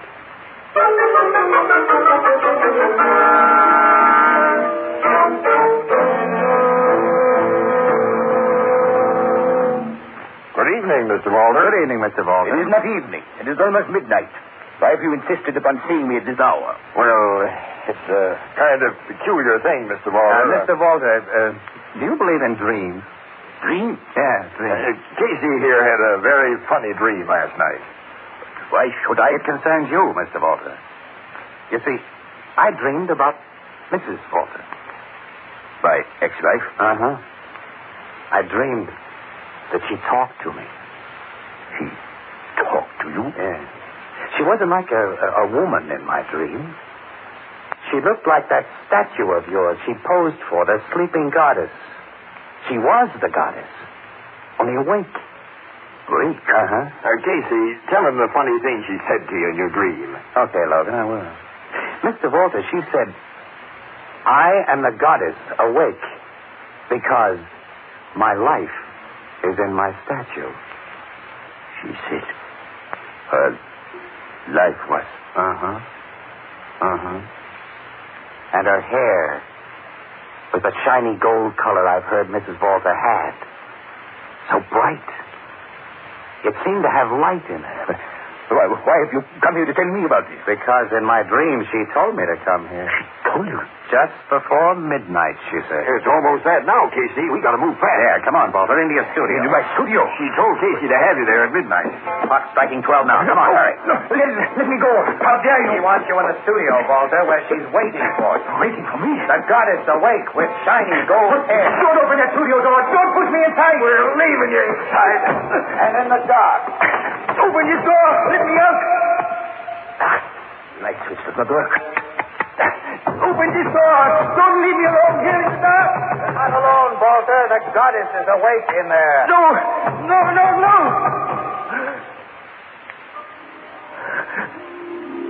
That golden light. That golden light rises, moves this way. No. Don't come any closer. I'm sorry, Irene. I had to kill you. You ruled me. I've been your slave. The slave of your will. Your golden hair that mocked my heart. I had to kill you and hide your body in that sleeping goddess. I had to make you free forever. Don't come any closer. Forgive me. We've heard enough, Casey. Oh, we need, Logan. Switch on your flashlight. Okay. Casey, I'm glad to have some light in here. You did a swell job, Annie. I was scared. You know what? I was scared. I didn't like to see a ghost in the dark. You scared Mr. Kurt Walter a lot more, Miss Williams. He's fainted. You did? I figured all he needed was to see the shadow of a woman with a luminous wig rise from behind that plaster statue and walk slowly toward him. Casey, I'll never do this kind of job again. I'll never do it Wait a again. minute. You're trembling, kid. Now, what's the matter? I don't know. I don't know. Did you know what happened? What? Just at midnight. When you pushed Walter through the door and I went into my act, I got suddenly afraid. Afraid of Walter? No, afraid of her. Annie, what? Hey, What was it? Walter hasn't fainted. He's dead. Dead? Yeah.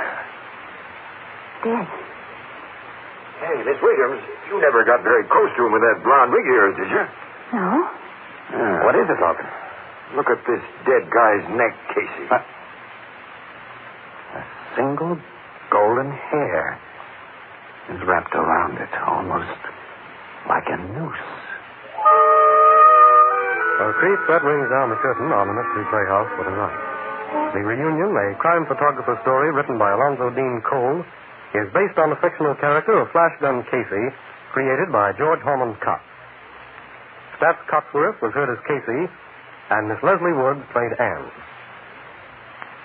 Until next time, creep. Good night. Sleep tight. This is the Armed Forces Radio Service.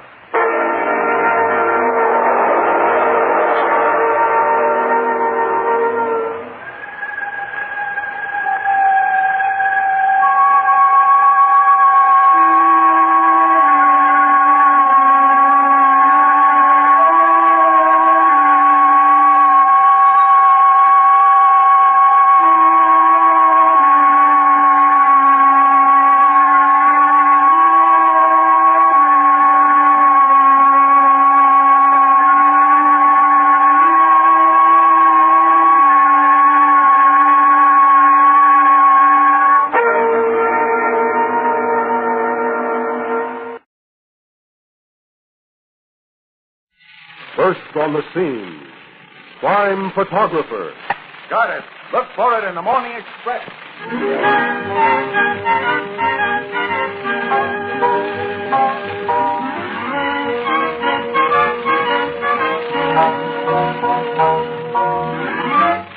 Columbia brings you another adventure of Casey, crime photographer, Written by Charles Holden and played by Doc Cotsworth. KCH cameraman of the Morning Express covers the crime news of a great city. His adventure for tonight, Truth or a Tooth.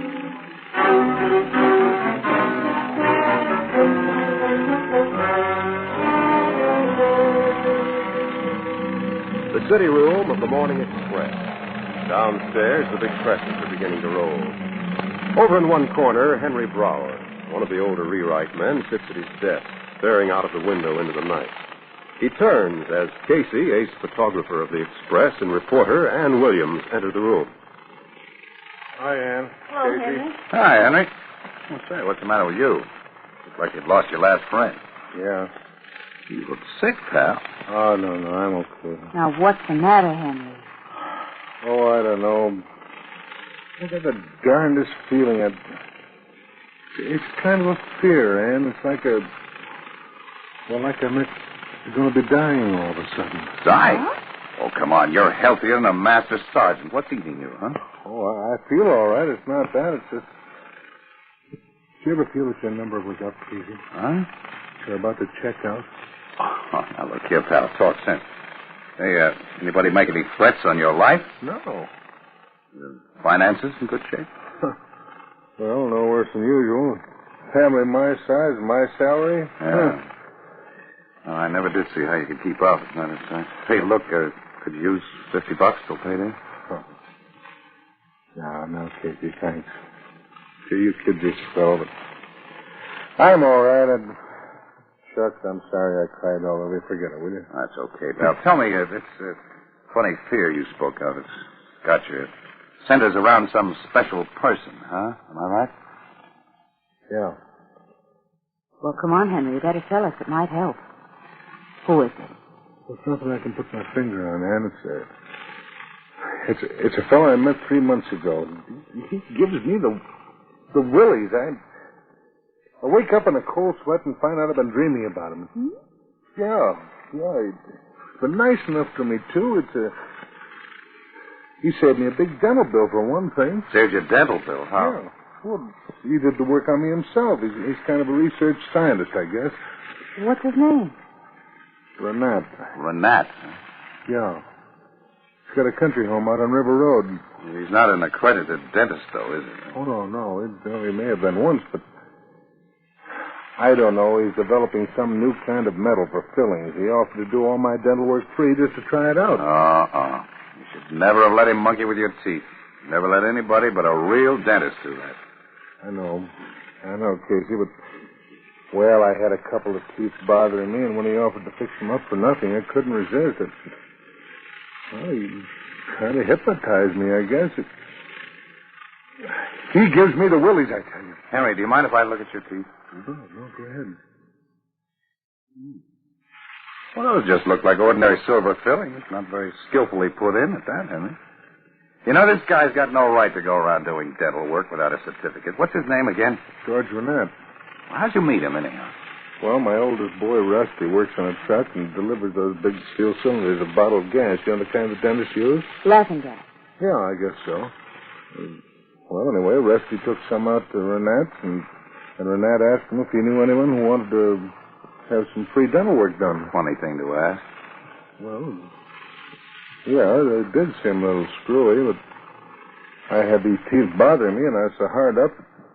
Well, Renat seemed all right and said he just wanted a chance to try out his new type of filling. And said not to worry, that he knew dentistry. I'd like to talk to that phony. Oh, no, Casey, don't get so upset. There's nothing to do about it now. It's all over.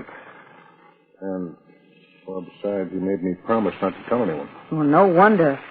There are laws about unlicensed guys doing things like that. He could get plenty. Now, this fear of Renat you got hanging over you, how do you explain that, huh? Oh, that's just me. Nerves, I guess. I've had a lot on my mind. Bills and... You know. Yeah. Well, look, why don't you sort of lay low for a day or two until you feel more like yourself. Stick around the office as much as you can, and if you do go out, don't go alone. Hey, what's in the back of your mind, Casey? Nothing. As long as you feel low, just keep among friends, okay? Well, all right. You know, I feel a little better already. Good. Yeah, well, I'll see you later. Yeah, so long, Henry. Bye, Henry. So long. Take care of yourself. He is really tied up in bow knots, isn't he? Say so, Annie, you know something? Just twice in my life I've had guys talk to me like that. And inside of a month, both those guys were dead. Dead? Yes, sir. Annie, the human mind is a very funny thing. Another thing, this friend of Henry's, guys that aren't dentists, don't just go around denting or whatever you call it just for the fun of it. We've got a motive. Annie, I smell something very screwy here.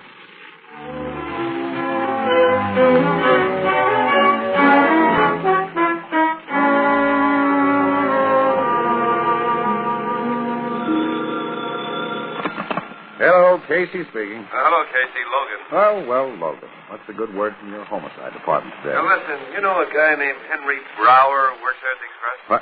What's happened? Did he disappear? Yeah.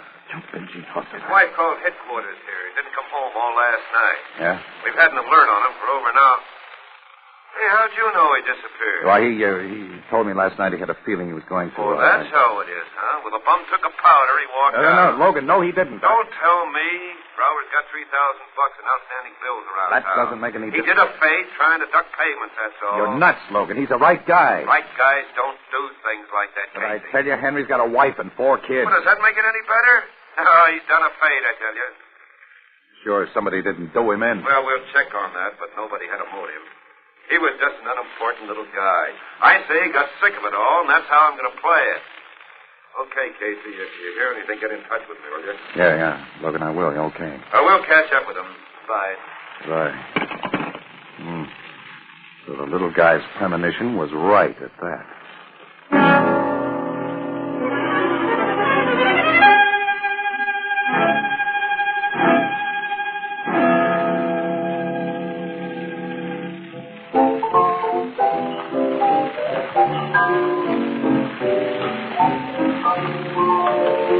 Wow.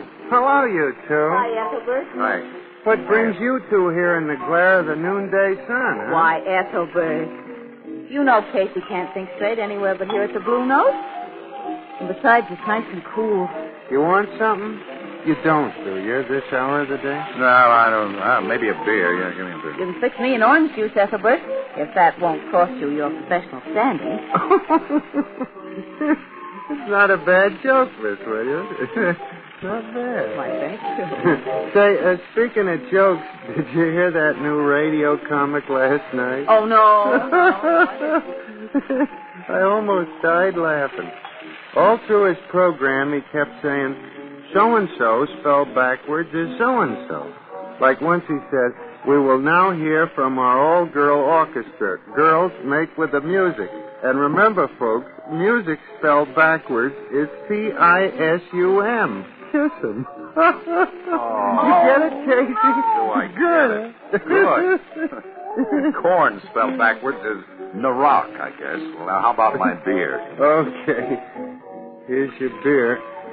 What's the trouble, pal? He is thinking, Ethelbert, about the process of getting teeth filled. What's the matter, Casey? You got a toothache? No, I got a headache, Ethelbert. Very good friend of mine, Henry Brower, disappeared. Oh, I know, Henry. You say he disappeared? Sure has. Yeah. Well, how? We don't know. Just dropped out of sight, that's all. And we've got next to nothing to go on. Nothing but my hunch that a quack that filled his teeth may have got something to do with this case. A dentist? Well, he isn't a dentist, Ethelbert. That's just it. He's some kind of a tin-horn scientist. Maybe a nut, maybe he's a crook, maybe both. I don't know.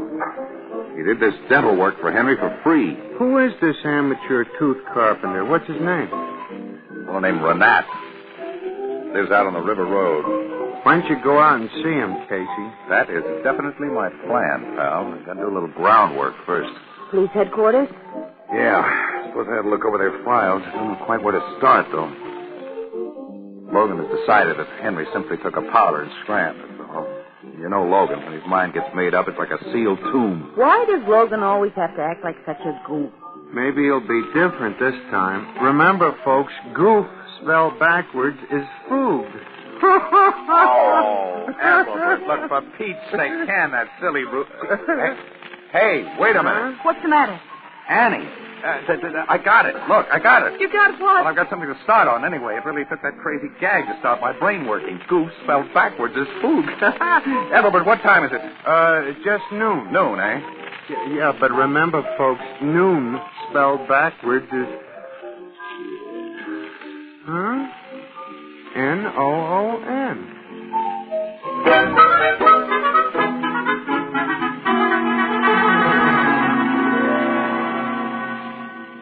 Yeah, Casey, that's the Tanner case you're thinking of.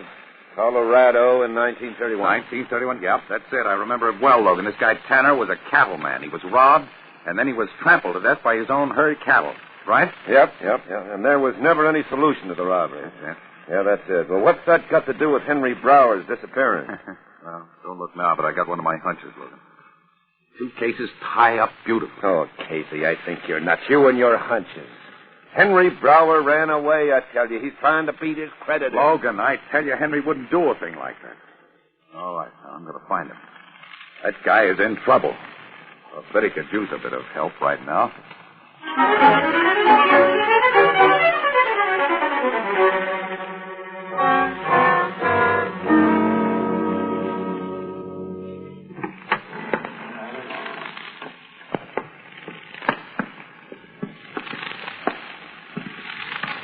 Here, Fay. Take the candle. Where is he, Renat? I don't see him. In the corner of the cellar there. Come on.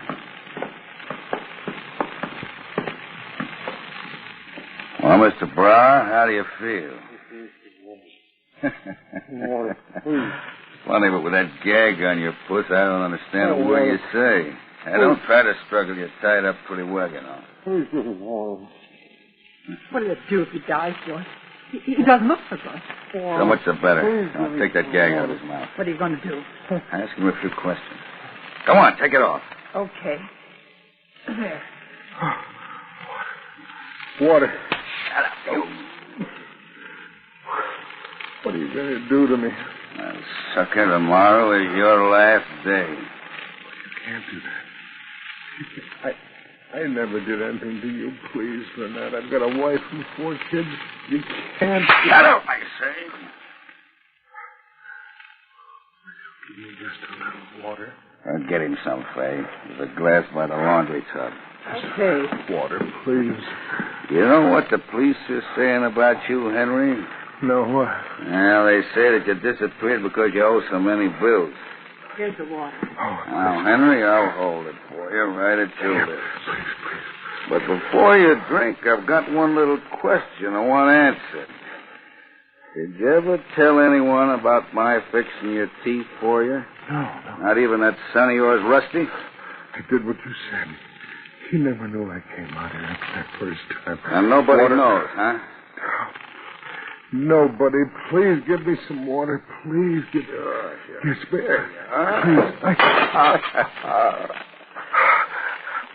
I'll learn what I want to know, Fay. I'll put the gag back. Oh, no.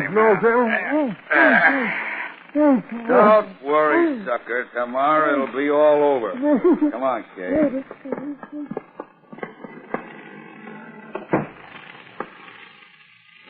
George, do you think he did tell anyone? No, I'm sure he didn't. I've had that guy scared to death ever since he first came out here. Listen, darling, nothing can go wrong, can it? Don't worry, ain't a chance, babe, because this time I'm taking no chances at all. Oh, I hate the suspense.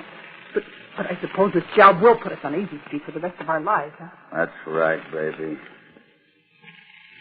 For the rest of our lives.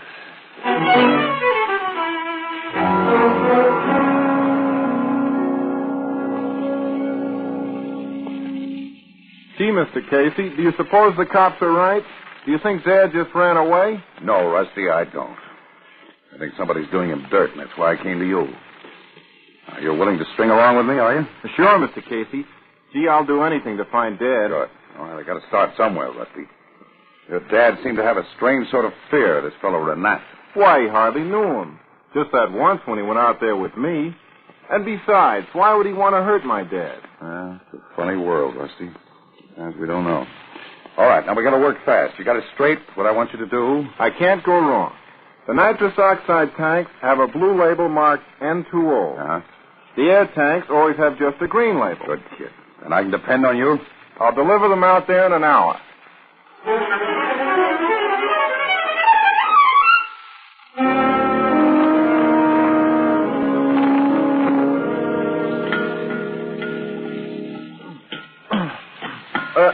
There we are, Mr. Renat. There's your regular replacement on the bottled gas.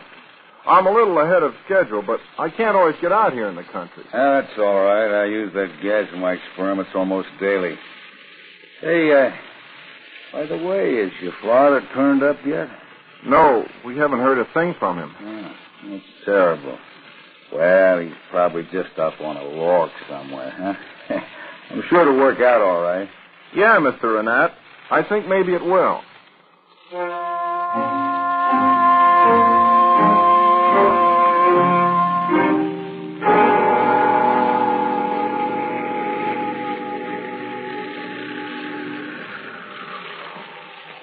Okay, Annie. That's Renat's house right over there. Now, look, you just stay right in the car. Don't make a sound. Don't get upset or anything like that. Casey, if your hunch is right, you're not the dangerous man. I wish you wouldn't go in there alone. Never mind. I can take care of myself. Look, if I don't come out in half an hour, beat it to the nearest farmhouse and telephone Logan right away. Will you let me go with you? No, I gotta play this alone, Annie. Now, don't you worry. I'll be careful. We'll see that you do. Good luck. Okay, honey.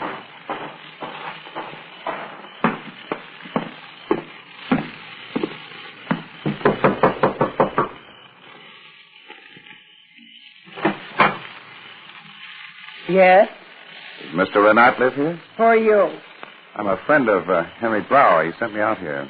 You've been talking to him? Yeah, you see, miss, I got a toothache, something awful. He told me that Mr. Renat might kind of fix me up. Just a minute, please. Wait right out there in the porch, will you? Yeah, okay.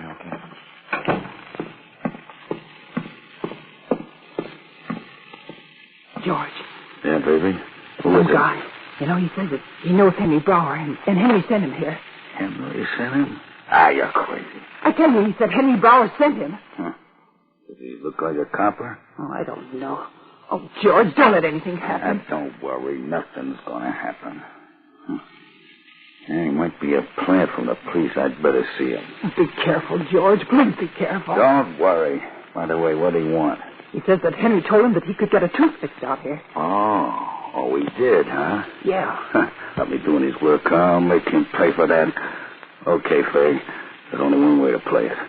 Get this guy in here. I'll promise to fix his tooth, give him gas, and I'll knock him off. Do you have to? No, we can't lose a nerve now. Oh, but darling. Get him in here, I say. Okay. Won't you come in? Yeah, thanks.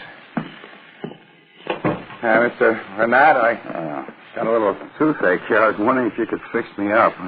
Why don't you go to a dentist? Well, they're not open at night. Oh. The thing started acting up, and I suddenly thought of you. Yeah? Yeah, Henry Brower told me about you. But I don't do that sort of thing.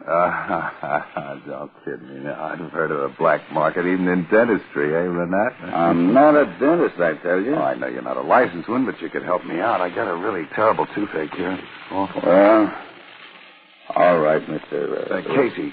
Oh, Mr. Casey. Come on into my lab. Maybe I can fix that tooth for you.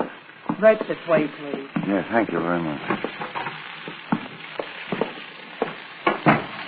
Now, if you'll just sit in the chair there, huh? Oh, just a plain chair, huh? Yeah, that's right. I told you I wasn't a dentist. You'll have to put up with what I have. Now, tell me, where's the tooth that hurts? Gee, I don't really know exactly. It's sort of a general ache all down the side. Don't worry, I'll find it. There it is. Oh! That hurts. I'm afraid I'll have to give you gas. Huh? Does that hurt? No, not in the least. Here, just adjust this over your nose. Like this? Okay. Yeah. It's fine. Turn it on, Faye. Now, breathe deeply, Mr. Casey. In just a few moments, you won't be able to remember a thing.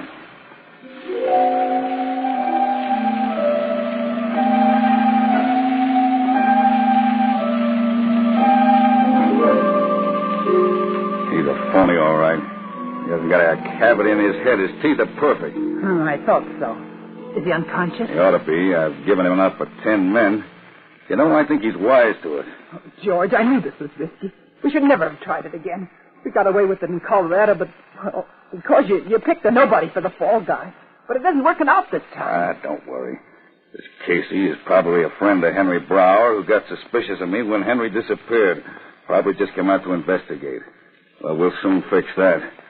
We'll just get rid of Mr. Casey. But how? I think a little of that hypodermic of my own special formula there will do it. Yeah, there's one ready in the cabinet. But you don't want 2 bodies to be found here after the fire. Oh, brother, it's going to work out all right, Faye. We'll get rid of this slug tonight. Burn the house down tomorrow. I'll find Mr. Brower's body, whose dental work I fixed to exactly match my own. I'll identify him as me. You collect my insurance and meet me inside of 6 months in Havana. Everything just as we planned. I only hope we get away with it, that's all. We will. Don't worry. Now, give him some more gas. Aren't you afraid you'll smother me? Why? What?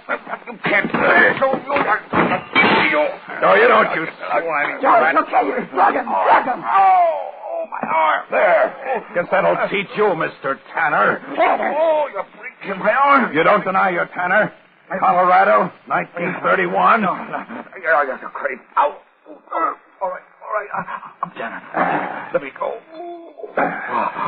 All right, now, Tanner, where's Henry? He's I'll talk. He's in the cellar. Is he alive? Yeah, we haven't hurt him. He's alive. He better be.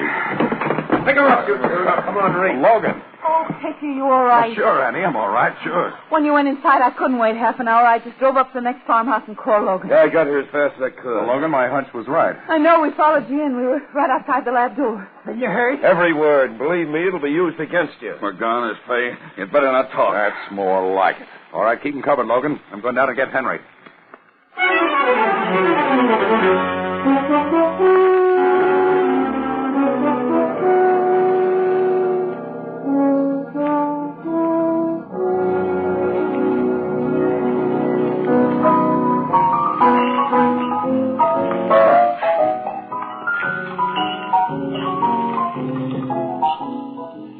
Oh, Casey. It's great to return to the land of the living. Yeah, from which Renat and Faye will soon be departing.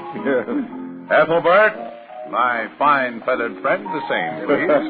And the drinks is still on me tonight. You know, Henry is feeling much better. I noticed that. Yeah, oh, yeah. Coming up. Thank You know, Casey, I still don't see how you pinned this whole thing on Renat. How did you? Well, Ethelbert, I tell you, I was naturally suspicious of a non-dentist doing all that fancy dental work. You know, there's only one sure way to check on the identity, if you'll pardon the expression, Henry, of a well-burned corpse. Yeah, I nearly was just that, too. Yeah. Oh, what brother. this guy was doing was building himself a case, you see. He made over Henry's dental work to match his own. You see, Tanner tried that trick once before in Colorado, and he got away with it. He dressed some poor guy in his clothes, killed him, and then made it look as though he himself had been trampled to death in a stampede. Then he studied dentistry, huh? But, Casey, when you was in the lab there taking that gas, what'd you do? Hold your breath? Rusty worked that one out. He switched labels on the gas he delivered. I just pretended to be unconscious, Ethelbert. You know me. I was never unconscious. I was breathing plain air all the time. The only way I could think of to get a confession out of him. Oh, but how'd you ever connect this bloke up with that case in Colorado? How'd you know he was Tanner? Well, this really is going to kill me to admit it, Ethelbert, but it was when you were doing all that backward talk, you remember? And remember, folks, Renat spelt backwards is P-A-N-N-E-R. Well, how do you like that? Tanner. Tanner? You're Tanner. Well, I'll be doggone.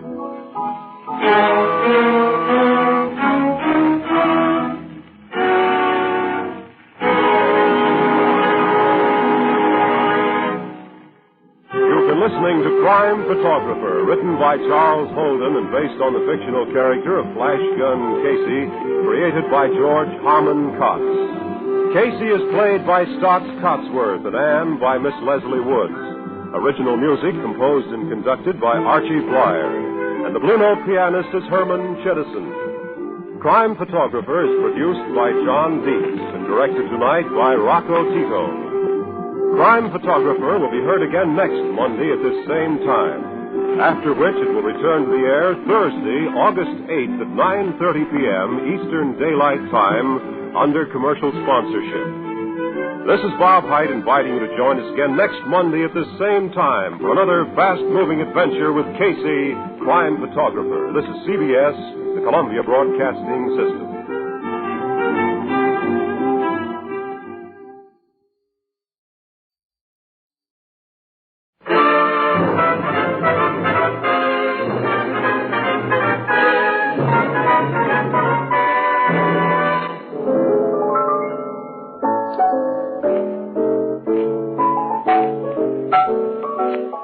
Well, Casey, how are you coming along with that crossword puzzle? Well, I'm stuck, Ethelbert, for a 7-letter name beginning with H, and it's a place in Ohio. That's a tough one, Casey. Not for me, boys, not for me. Hi, Tony. Hi, fellas. Yes, sir, the word you're looking for is Hocking. H-O-C-K-I-N-G. The Hocking Valley. Hey, that fits. Hey, I get it. Anchor Hockey. Oh, you said it, Casey. Anchor Hocking, the world's largest makers of household glass.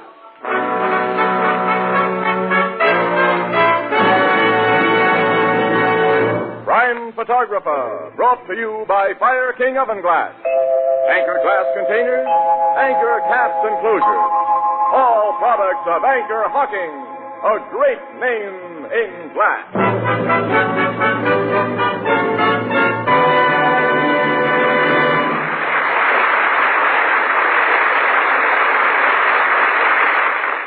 Good evening, ladies and gentlemen. This is Tony Marvin.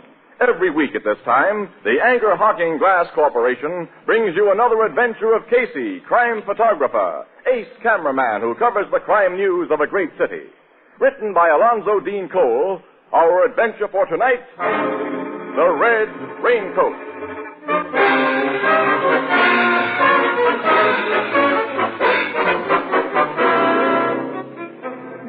Night, about 9:30. Rain. Hard, pelting rain that has driven people indoors and left the streets deserted. At the corner, a bus stops. A woman alights from it. She wears a red, hooded raincoat that covers her head and most of her face. She turns into a side street lined with cheap walk-up apartment houses. Midway of the block, she's about to pass the entrance to an alley when, from its darkness, there's a gunshot. Then another, and another. The woman falls. On the street, brakes are hastily applied to a cruising taxi. As it comes to a skidding halt, the driver... Police! Police! Police! Take cover! I heard those shots. Where? From the alley, I think. I didn't see no one. Oh, this dame got it in the back. 3 bullet holes. Stay here, fellas. Don't let anybody touch her. I'm going to look in that alley.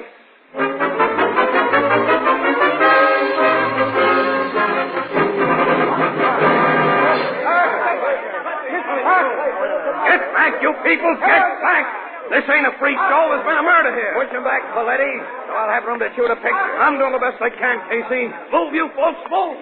That's better. There's one for page 1. Now, that'll be all, Casey. Well, look who's finally got here. My old pal Logan. How often do I have to tell you that no press pictures are to be taken at the scene of a homicide until after the police photographers get through? I've got a rotten memory, haven't I, chum? By rights, I ought to take that camera away from you. Oh, no, you wouldn't do that to me, not with all these people looking on. Oh, nuts. You cops, push this mob back. Clear the block so we'll have room to move around. Sergeant. Yes, Captain. Tell me what happened here. I can tell you that, Logan. Huh? The cab driver, that little guy over there, heard 3 shots fired from the alley here and saw this gal in the red raincoat fold up on the sidewalk. Yeah? A uniformed cop, this guy right here, heard the shots, too, searched the alley and found nothing. Well, all the rest is up to you. What does Doc's report show, Sergeant? He said the woman was killed instantly, Captain. One of those bullet holes is in line with the heart. Of course, he can't be sure it followed that line through her body until she's turned over. Now, don't do that when my tech men get through. No, sir. Anyone find out who the woman is? Not yet, sir. When we can go through her pockets, we'll probably find something that'll... Ann Williams is circulating through that crowd, Logan, trying to locate someone who might know... Say, here she comes now with a fat face. Hello, Captain. Hello, Miss Williams. Casey, this lady thinks she recognizes the dead woman. Well, that's swell, Andy. If you can identify her, lady, your picture will be in the paper. Say, I happen to be in charge here. Oh, excuse us, Logan. Oh. Who do you think the dead woman is, lady? Well, as I was just telling this young newspaper woman, officer, I can't be sure because the poor thing is lying on her face. But I'm almost positive that's the body of Nora Gellhorn, because she had a red raincoat exactly like that.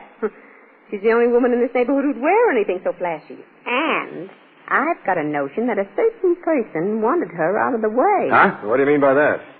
Well, her husband, officer, has been carrying on something disgraceful with another woman. Mrs. Gellhorn told me that herself. And she wasn't the sort who'd let a man divorce her just because he happened to fall in love with somebody else. So I think... That her husband shot her? Oh, I know it's an awful thing to say, mister, but from the goings-on I've heard about it, I think he's been planning to put her out of the way for a long time. As I was saying to my eldest daughter, Eloise, only last night... Where do these Gellhorns live? Oh, over there in the corner building on this side of the street. That's number 371, apartment 4C. I live in the apartment house next door. I'm Mrs. Patch, Mrs. Ida Patch. I said to my eldest daughter only last night Excuse me, Mrs. Patch. Who's the other woman in this case, the one you say Gellhorn's been carrying on with?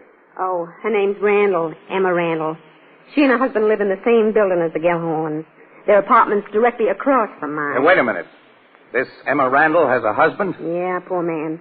Hey, you know, he stands in the way of Ferris Gellhorn's plans, too, so if you policemen don't act fast and put that murderer behind bars... We'll act fast, Mrs. Patch, if a checkup shows that your story is okay. Oh, you'll find it's true, all right. I'm not the only person in this block who's been expecting a thing like this to happen. Captain Logan. Yes, Sergeant? The photographers and tech men are finished. You can examine the body now. Come on, Mrs. Patch. I want you to make your identification positive. Oh, I hate to look at the poor thing. Oh, well, Captain, I know my duty. Will you turn the body over, Doctor, so we can see the face? Thanks. She wasn't a bad-looking gal, Annie. Nope. Kind of pretty.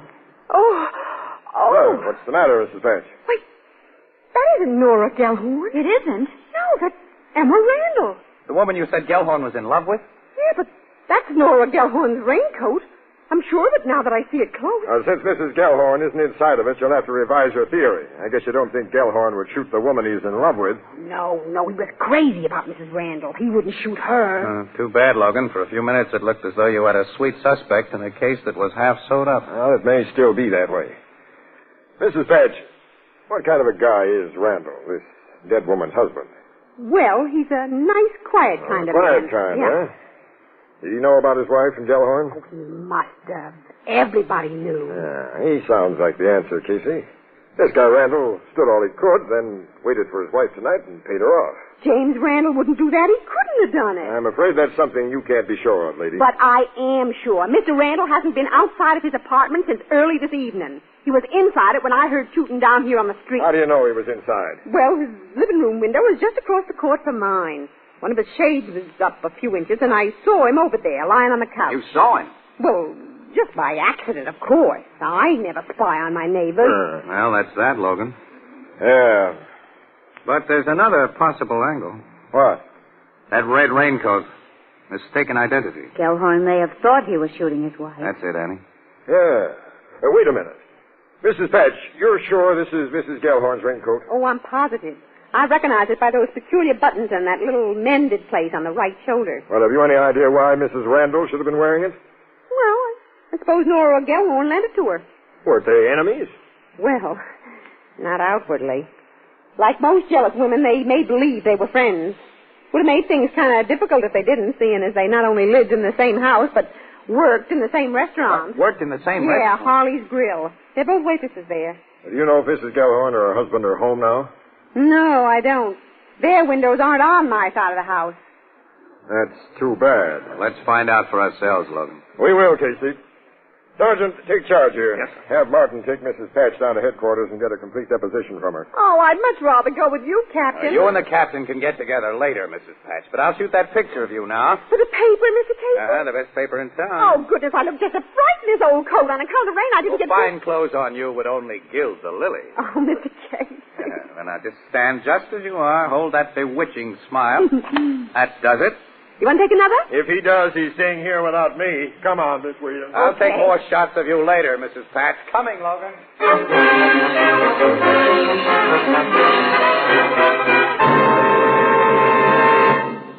With prices mounting everywhere, here's a fact that's worth noting.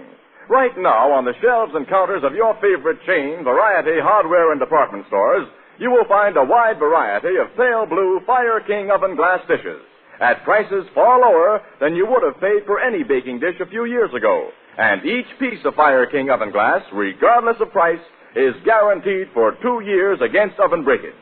Now is a good time to replace your worn-out kitchen utensils with new and beautiful, easy-to-clean and easy-to-keep clean Fire King oven glass. Remember that Fire King oven glass is not only a sturdy, dependable friend in the kitchen, it is also an adornment to your table. Fire King oven glass is a product of Anchor Hocking. A great name in glass.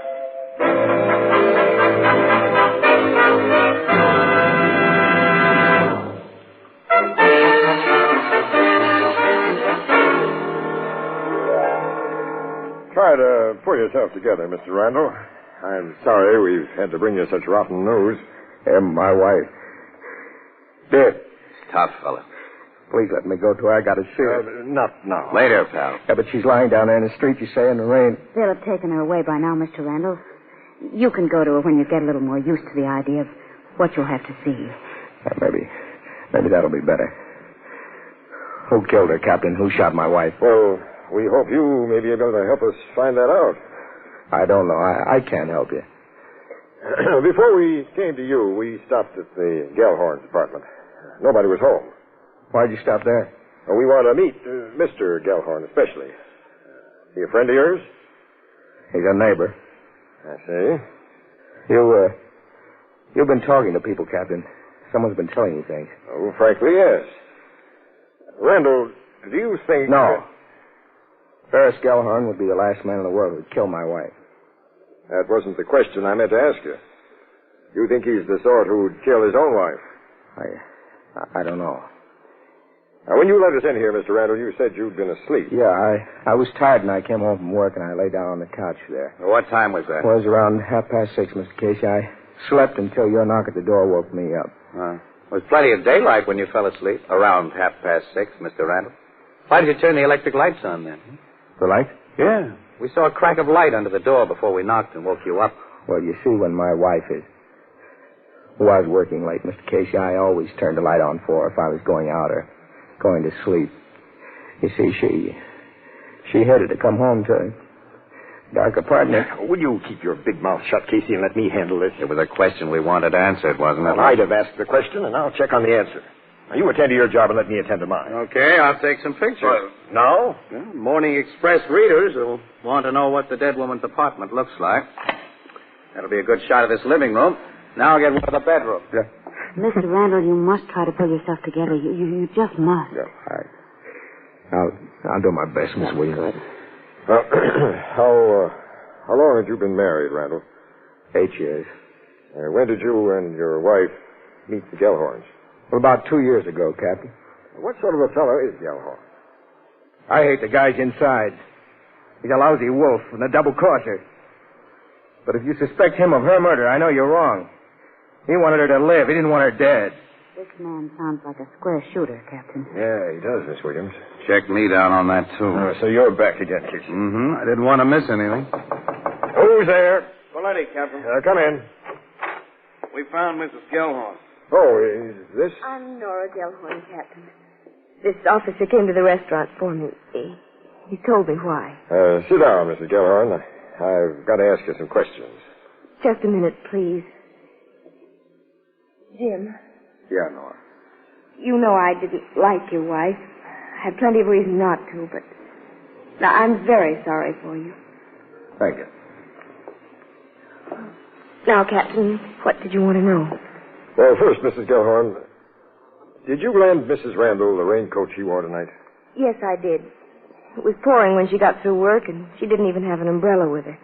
I was working late tonight in another girl's place, and I figured the rain had stopped by the time I finished, so I said take my coat. And you remained at the restaurant after Mrs. Randall left there, Mrs. Gellhorn? Yes, I did. I checked, and Mrs. Gellhorn was in the restaurant when Mrs. Randall was shot, Captain. Okay, Paletti. Mrs. Gellhorn. Yes, You said you worked late tonight in another girl's place? that's right. And do you usually come home at the same time as Mrs. Randall? Usually. Did your husband expect you at the usual time tonight? I guess so. I didn't bother to tell him. He doesn't care when I come home or if I come home. That looks like the payoff, Casey. Yeah. You know where your husband is tonight, Mrs. Gellhorn? He told me he was going to the movies. What theater? I don't know. You might find him at any of the neighborhood theaters, except the 4th Avenue. He went there last night to see Lost Holiday. We'll pick him up. Sergeant Flanagan's posted guys at all the theaters around here, Captain. And that Mrs. Patch gave us a first-class description of Gellhorn. So Mrs. Patch is the one who's been telling you cops things. She told us nothing that you and Mr. Randall haven't verified, Mrs. Gellhorn. Oh, all right, then. My husband has been two-timing both me and Jim Randall here. But if you've got an idea that he killed Emma, you're wrong. I've told him that, Nora. Well, Mrs. Gellhorn, do you think he'd have liked you out of the way and Randall here, so he and Mrs. Randall would be free to get married? Well, sure he'd have liked that, but I know that he wouldn't. Come in. We've got Gellhorn, sir. I'm all ready for him, Sergeant. He's downstairs. You want him brought up here? Yeah, wait a minute. He hasn't been told anything. Oh, not a word, sir. Where'd you get him? Coming out of the 4th Avenue Theater. 4th Avenue? He said he'd seen the show there, Mrs. Gellhorn. Well, I thought he had last night. I can't understand. I can. Go into that bedroom, Mrs. Gellhorn. Into the bedroom? For just a few minutes. Close the door and don't come out till I call you. Then come out quick. All right, I'll do it, but I don't... Okay, Sergeant. Have Gellhorn brought up. Yes, sir. The captain will see him up here, Pete.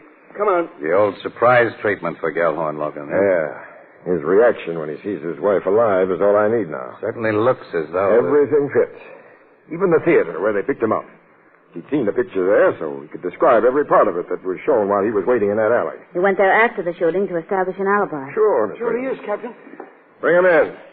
You don't have to, Charles. I'm Captain Logan Gellhorn. So you're the boss of these monkeys who've been putting a muscle on me. What's the big idea? We're simply doing a little investigating, Mr. Gellhorn. Investigating what? And why here? Randall, what's your part in this? Why have I been brought to his apartment? I'll explain, Gellhorn, if you need an explanation after... Lady, come out of that bedroom. You in that bedroom, come out. Nora. Think you're looking at a ghost, Gellhorn? What's my wife doing here? She's the last person you expected to see, isn't she? You thought she was dead. Why, Yes, so wipe that phony look of innocence off your face. The woman who wore your wife's red raincoat tonight was Emma Randall. Huh? She's dead. Emma's dead? Yes, Gellhorn, with 3 bullets in her back that you put there. I get it now, Captain. He mistook her for me in my raincoat. He killed my wife. Let me at him. I'll tell him. Take it easy, boys. I'm done, Captain. Not before I get a picture. What's this all about? You know, Gellhorn. I'm arresting you on a charge of murder. Me? Murder?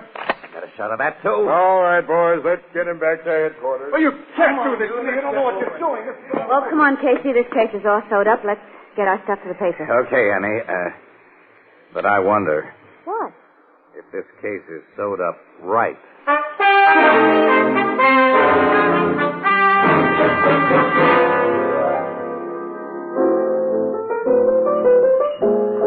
After what you and Miss Williams have told me, Casey, I can't see any doubt of that fella Gellhorn's guiltiness. There isn't any doubt, Ethelbert, except in Casey's much too active imagination. Oh, Annie, you closed your mind like Logan. Oh. You two had so completely sold yourselves on Gellhorn's guilt before you saw him that nothing could unsettle you.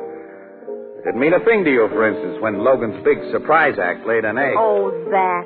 Gellhorn didn't act as if he was looking at a ghost when his wife stepped out of that bedroom. Well, so what? He probably got a flash of Emma Randall's face after he shot her, realized the big mistake he made, and was all prepared. Well, that's possible, yeah. You know, Mrs. Gellhorn took longer than she should have to come out of that bedroom. And then she looked more nervous than her husband. I'd like to know why. Oh, Casey, you're trying to make something out of such little things. The parts of the case fit too smoothly, Annie, as though they'd been oiled by somebody. But I can't figure it out. Oh, nuts. You know, this Gellhorn business is a lot like another murder I read about. It happened over in England. And that's the Haslington murder, yeah. Haslington was the name of the gal who got shot. You know about it, huh? Yeah, Ethelbert. Oh, that's a famous old-timer, Ethelbert. Happened before any one of us were born. It was all news to me when I read it a couple of months ago in a detective magazine. They called it The Case of the Sable Cloak. Case of the Sable... Yeah, detective magazine would. Say, you know, I promised to show you those pictures I took last night that the paper didn't have space for. Yeah, I'd like to see them. Here's a print of the Randall living room. This is the bedroom, and here's Mrs. Patch. And will she be sore because the picture didn't make the paper? She's the woman who gave us the lead on Gellhorn. Ain't she a funny-looking old dame? Look at the... Yes. She's a dangerous old dame, I'll tell you. Say, wait a minute. Give me that picture I took of the bedroom. What? I noticed it before, but it didn't register.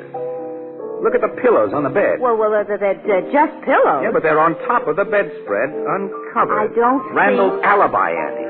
What? And, now, wait a minute. Look at this picture of the living room. The window shades are pulled to within a few inches at the bottom. Now, that narrow space is all Mrs. Patch had to look through when she saw Randall lying on the couch. What have pillows in the bedroom got to do That's with... what I'd like to know. Ethelbert, you say you read about the Haslington murder in a recent magazine. Was the magazine True Murder Chronicles? Yeah, but it was called The Case of the Sable Cloak. What does it? You've been a great help to me tonight, pal, and to Ferris Gellhorn. Come on, Annie.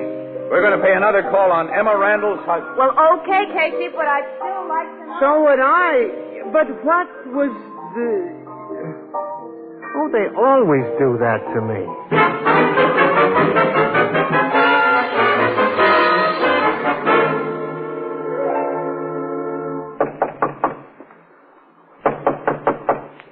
Who's that? Casey, Mr. Randall, and Miss Williams. May we come in? It's important. Just a minute. Casey, how are you going You'll soon know, Annie. A door just closed inside there. So what? I don't know why you haven't told me all you I've think. been too busy thinking to tell you anything. Okay. Come in. Thanks, Randall. Sit down, Miss Williams. Thank you. Casey. I'll rest on my feet, thanks. What have you come to see me about? New evidence in your wife's murder. New evidence? Yeah. Gellhorn didn't kill her. What do you mean? Say, it's awful stuffy in here. You mind if I lift this shade and raise the window a little? Since you're already doing it. Thanks. Randall, you ever read a story called The Case of the Sable Cloak? No. It's funny. It was published only a few months ago in True Murder Chronicles. And I noticed several issues of that magazine here last evening. Well, those magazines belong to my wife. I never read them. Oh, I see. Well, this particular story told about a rich Englishman who fell hard for a gal named Haslington. He wanted to marry her, but he had a wife.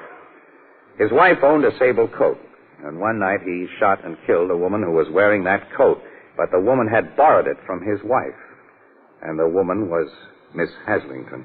Well, that's like Gellhorn and Emma. Yeah.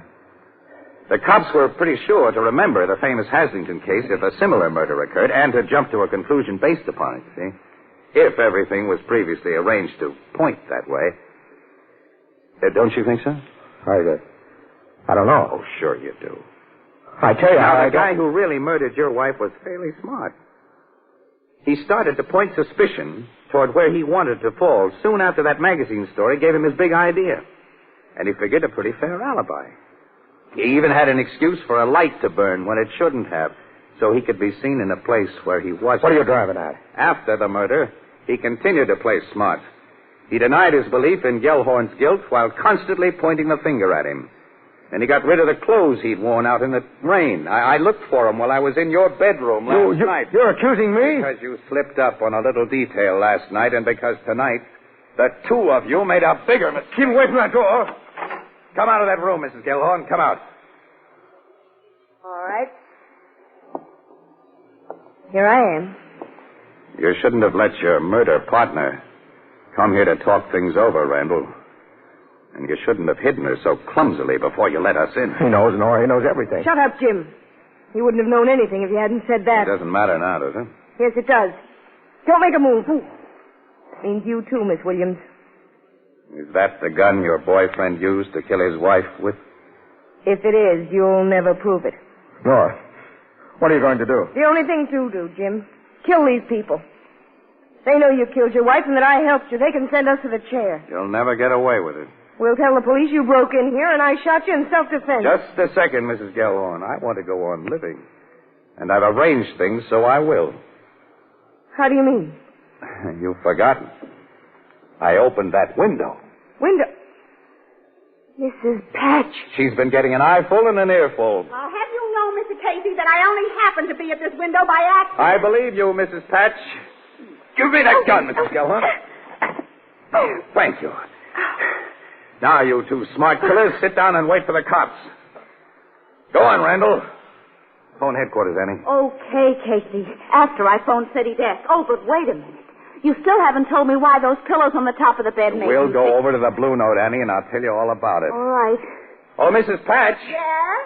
I guarantee that your picture will be in the Express tomorrow. Oh, Mr. Casey!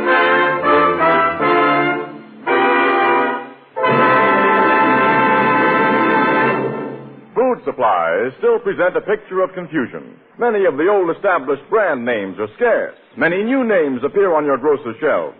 Under the circumstances, how can you be sure of getting the quality you want? May I make this suggestion?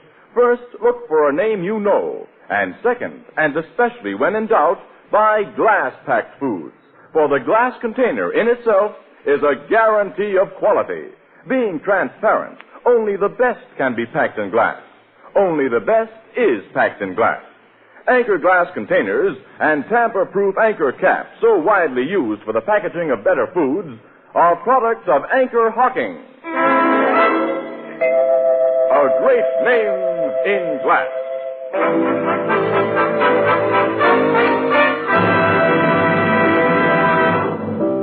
Now, back to Casey and Ann at the Blue Note Cafe. This Randall and Mrs. Gellhorn planned the killing so they could be free to tie up with one another, huh, Casey? That's right, Ethelbert, yeah. You still haven't told me what you had on Randall when you went to his place, Casey. I didn't have anything, except the Haslington case you'd mentioned. You mean the case of the sable cloak? Okay, pal, the case of the sable cloak. I think that's a nice title. I only had that, a hunch about those bed pillars, and a hope that Randall would crack up and make an admission. Yeah, what was your hunch about them bed pillows? Well, I figured Randall might have rigged up a dummy to fool Mrs. Patch. That all she really saw were his pants and shirt stuffed with pillows. And that was all she saw, too, Ethelbert. When Randall came back after the shooting, he got out of his wet clothes, put on the dry ones that had covered the dummy, and tossed the pillows back under the bed. But a little too carelessly. What'd he do with the clothes he'd worn out in the rain? Put them in Gellhorn's apartment. They belonged to Gellhorn. Randall had even worn his things. Say, he and that Mrs. Gellhorn thought of almost everything. Yes, Ethelbert. Almost everything. You know, Casey, it's like my sister Edna says, quote, anything that's not worth doing is not worth doing well. Yeah, unquote.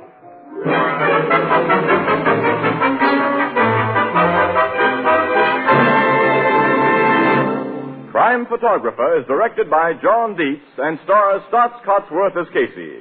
It is written by Alonzo Dean Cole and is based on the fictional character of Casey created by George Harmon Cox. It's lighter, more compact. It requires no deposit, no return to the store. We're talking about that famous Anchor glass beer and ale bottle pioneered by Anchor Hocking. It will shortly be released for civilian use. Watch for it. The new Anchor glass one-way, no-deposit bottle. A product of Anchor Hocking. A great name in glass.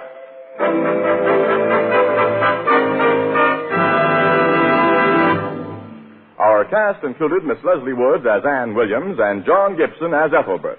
The Blue Note pianist was Herman Chittison, and the original music was by Archie Blyer. Crime Photographer is brought to you each Thursday at this time by the Anchor Hocking Glass Corporation of Lancaster, Ohio, and its more than 10,000 employees. Anchor Hocking.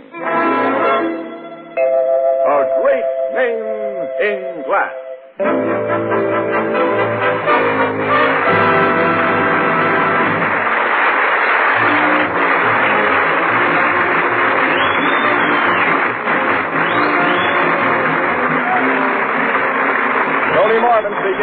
CBS, the Columbia Broadcasting System.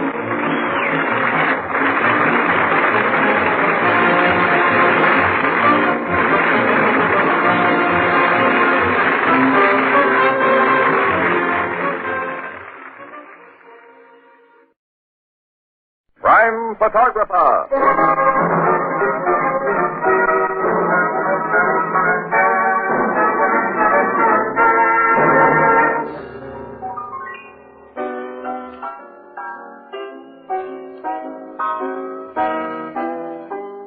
Oh, hello, Miss Williams. I was just telling Casey. Hello, Annie. What have you got there? Hi, Ethelbert. Oh, Casey, don't they look good? I just couldn't resist them. A jar of strawberry preserves. Say, they look just like those my grandmother used to make. Somebody talking about food? Well, look, Tony. Don't they look wonderful? Oh, they sure do. And in a glass jar, too. Oh, smart gal, Annie. See the anchor and the H on the bottom? This jar was made by Anchor Hocking. Anchor Hocking, a great name in glass.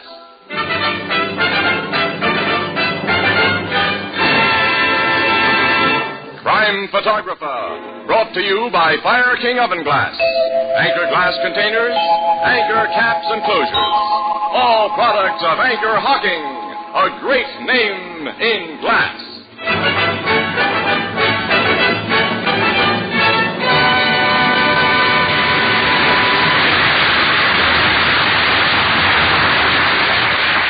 Good evening, ladies and gentlemen. This is Tony Marvin.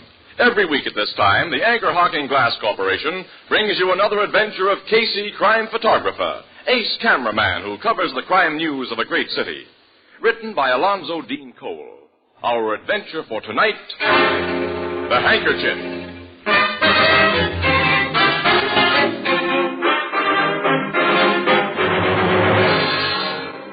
Joe Paletti's Tavern in the factory district at 11:30 o'clock on a Friday night is almost deserted. Behind the long bar, two white-coated bartenders are busily polishing glasses, while Joe Paletti himself, a jovial-looking fat man, checks his cash register. The street door opens and a huge uniformed policeman enters. Evening, Joe. Lieutenant McHugh. Hi, Mac. Hello, Lieutenant. Bill, Andy. Say, where's your other barkeep tonight, Joe? Gus? Oh, he was not feel so good. I told him go home and lie down. But he'll be back on the job at 12 o'clock when the rush starts. This is the night of your big rush, isn't it? Friday's payday at the factory. 5 minutes after 12 o'clock, everyone who's quits work at midnight comes in to cash his paycheck. And buy a drink. Or a dozen drinks. You got a sweet racket, Joe. To cash these checks is good business. What do you have, Lieutenant? I'm out of cigars again. Well, here's your special brand. Thanks. Say, how much worth of checks you figure on cashing for that factory crowd tonight? Well, last week was over 16,000. Tonight in my safe upstairs, I got 20,000 bucks. That's a lot of dough. Too many people know you keep heavy cash on hand these Friday nights. That's dangerous. Oh, what's dangerous? And I got a first-class safe in my apartments upstairs. And I also got a burglar alarm. Ain't you cops? I got a precinct station just 1 block away. If anybody tried to stick me up, ain't you going to come and stop them? You're a hard guy to argue with, Joe. Because he's got a thick skull, McHugh. What are you doing here, Snyder? I just dropped in for a beer. Snyder, when I paid you off 2 weeks ago, I told you to get out of my place and keep out. So what? Public place, isn't it? Come on, draw me a beer, Joe. All right. Bill. Yeah, boss. Give this louse a beer. See he pays for it. Okay. Your boss don't like me, Bill. Neither do I, or anybody else here. Here's your beer. Thanks. Here's your dough. Where you working now, Snyder?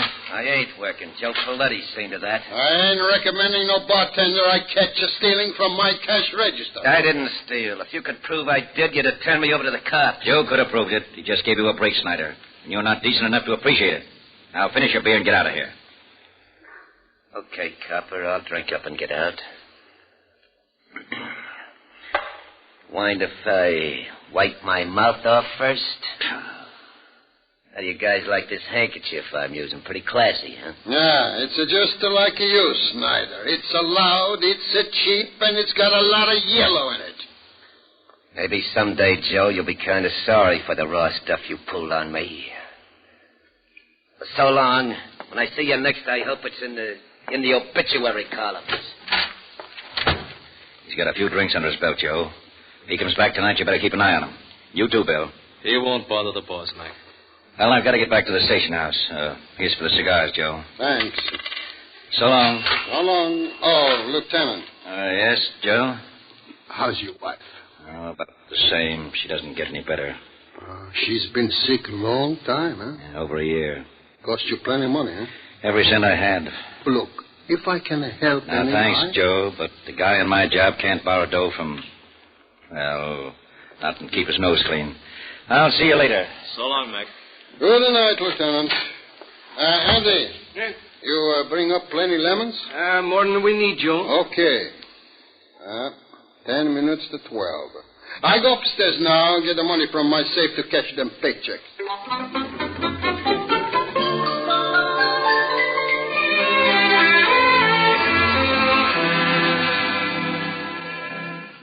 When is Gus supposed to get back here, Bill? 12 o'clock, Andy. I hope he gets here. We need help to handle that factory mob. Gus won't let us down. I wonder if we shaved enough ice. There's plenty. Say, what was that rat Snyder in here for? I was at the far end of the bar when you and the boss and Lieutenant McHugh were talking to him. Oh, he was just... What's that? Gunshots. Upstairs, where the boss is. That's his burglar alarm. Come on. I'm with you. We're coming, Joe. The door is locked. We got to break it down. Let's go, together. Hey, look. The safe is open. There's Joe. On the floor. He's been shot through the head. That back window's open. The killer busted out there. Can you see anyone? No, too dark. But the cops will hear that alarm. They'll get whoever did this. Andy, I know who did it. What? Come here. Look at that handkerchief on the floor. Handkerchief? That's the loud one Ed Snyder had tonight.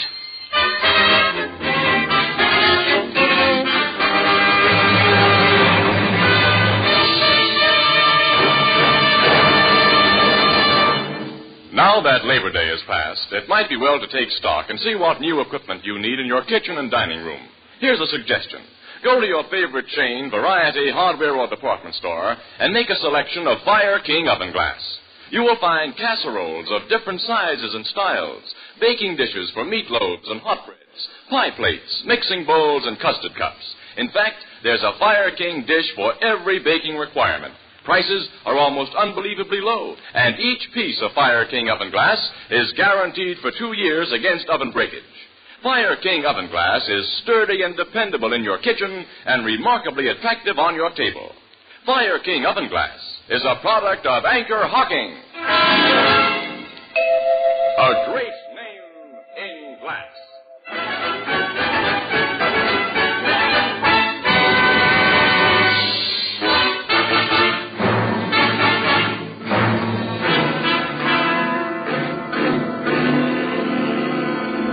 All right, now, Bill, if you and Andy will take another pose in front of that door you busted open after you heard the shooting. Like this, Mr. Casey? Yeah, that's fine, yeah. Hey, you get in this shot, too, Gus. Well, I didn't get here till after poor old Joe was killed, Mr. Casey. Well, that doesn't matter. You're one of the bartenders. Stand next to Andy, huh? Okay, all right. All right, all face the camera now. Hold it.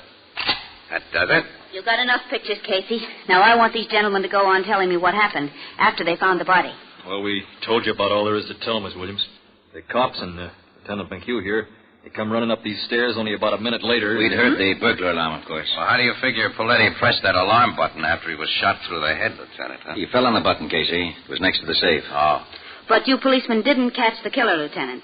He got away through that dark alley with Joe Paletti's $20,000. Is that right? Yes, but he won't get far with that 20 grand, Miss Williams. That yellow handkerchief Bill found on the floor told us who he is. I've got every cop in this precinct looking for Snyder. You say he's been a bartender whom Paletti fired for theft. Yes, and an all-around rat. Lieutenant Mack, how do you figure Snyder got in here, huh? Bill says Paletti always kept that window locked. Huh? Well, this Snyder guy could have come up these front steps. There's 2 doors at the bottom, one leading into the bar and the other onto the street. But Paletti wouldn't have let him in the door up here, not Snyder. Doesn't matter how he got in. Before he got out, he left evidence enough to burn him. I'd recognize that loud yellow handkerchief among 1,000 others. So would I, Lieutenant. Thanks, Sergeant. We'll go up now and look things over. Come on, you fellas. Captain Logan, Casey. Hello, Logan. What? Casey. So the big boss of the homicide squad has finally gotten here. Hiya, Captain. I might have known you two'd get around to get in my hair. Hello, McHugh. Glad to see you, Captain. Hello, Doc. Pete. Get to work, you tech men. There's your corpus delicti, Doc. Now, Lieutenant McHugh, your sergeant downstairs has given me the general layout. It's open and shut on this guy Snyder, huh? As far as I'm concerned, there's his handkerchief.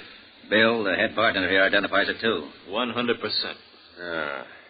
Not many guys that carry a loud-colored handkerchief like that. It's a cheap handkerchief, Logan, which means a lot of guys probably carry them. Casey, you must have all the pictures you need by this time. Go back to your paper with them and don't bother me. Ann and I have got to stick around for the payoff, pal. Well, sure. We're waiting for Snyder to be brought in. All right.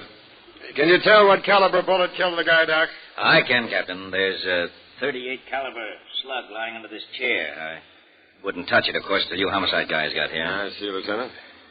It's a 38, all right. The caliber you cops use. Yeah. Police positive size. Lieutenant Mack. Yes, Casey? Where did this guy Snyder carry this handkerchief you saw him use tonight? You remember, Bill? Yeah, sure, in his coat, the breast pocket. I remember him tucking it back there. Huh? Why do you suppose he took it out of his breast pocket and dropped it here? As a definite lead? Well, I don't know. Maybe Paletti's last act was to yank that wiper out of Snyder's pocket. That's possible. Lieutenant, you were in the precinct house when the burglar alarm went off, huh? No, I was out getting some air around the corner. Alone? Yes. Why? Just wondering. Nobody ties Snyder up with his handkerchief except you and Bill, Lieutenant. Say, look here, Captain. You're not getting the wild idea that maybe... Until I have more than this handkerchief as evidence against Snyder, I'm going to investigate this job from every angle. But you can't possibly think that I... Captain Logan. Yes, Feldman? We've got Snyder. Bring him up here. Yes, I get pictures of. Okay, Snyder, get moving. Come on, you. Okay. You don't have to yank my arm off. So, you're Snyder. I ain't trying to say any different. Hello, McHugh. You tried to get away with a little murder tonight, didn't you, Snyder? The smug who pinched me gave me the idea that's what you'll try to pin on me. Prove it if you can. Shut up until you're asked to talk. Yeah, okay, copper. You made the pinch, Feldman? Yes, Captain. He was sneaking out of an alley on Chester Street. He started to run, and I had to throw a shot over his head. Sneaking out of an alley, eh? Started to run. That don't prove I murdered anyone, McHugh. Shut up. Of course, you searched him, Feldman. First thing, sir. No gun on him and no sign of Joe Paletti's 20 grand. But I found these in his pocket. 30 caliber cartridges, huh? That's all we need, Captain. Naturally, he threw away the 38 revolver used to kill Paletti. I never had any 38 revolver. I picked them cartridges up on the street. Sure. And I suppose you lost the nice colored handkerchief you had in the bar tonight. I don't know what you mean, McHugh. He didn't have any colored handkerchief when I pinched him, Lieutenant.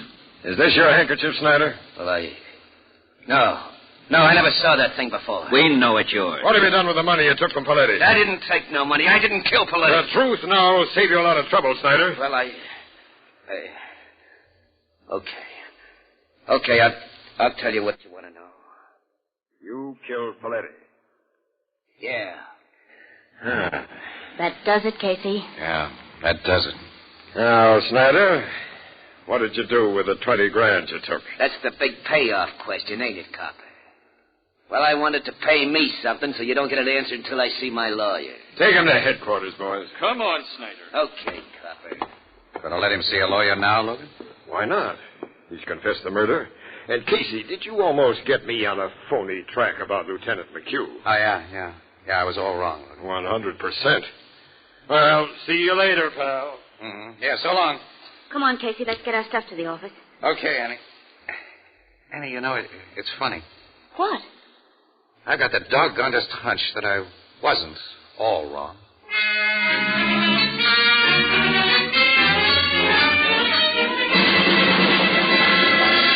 The whole thing is blown up in my face, Casey. Snyder didn't kill Paletti. Calm down, Logan, and tell me about it. The lawyer Snyder insisted on seeing came in at noon today with 7 reputable witnesses. Witnesses to what? To a perfect alibi. At the time Paletti was shot, between 11:55 and midnight, Snyder was in a restaurant nearly a mile away. 7 reputable witnesses say that. Huh? They are ready to swear to it. Oh. Well, how does he explain his phony confession? Claims he had to stall us until he could prove his alibi. That's pretty thin. Sure. The truth is that he's a small-time cop-hater who was getting a kick out of making us look like saps. And he says he found those 38 shells and lost his handkerchief. Yeah. Casey, I figure he did lose that handkerchief. Just outside Paletti's tavern, maybe. Somebody found it, got an idea, and planted it beside Paletti's body. Any suspects? I don't like to say this, but... Well, cops sometimes go wrong, Casey. Lieutenant McHugh has been under heavy expense on account of his sick wife, and $20,000 is a lot of dough. Yeah. Snyder may have given his handkerchief to somebody, Logan. What do you mean?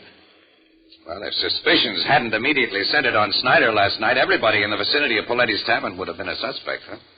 Yeah? Anybody who couldn't furnish an on-the-spot alibi might have been searched for the murder gun and that dough. Yeah. But when Snyder was pinched and made his phony confession, he gave the killer plenty of time to get the stolen money under cover.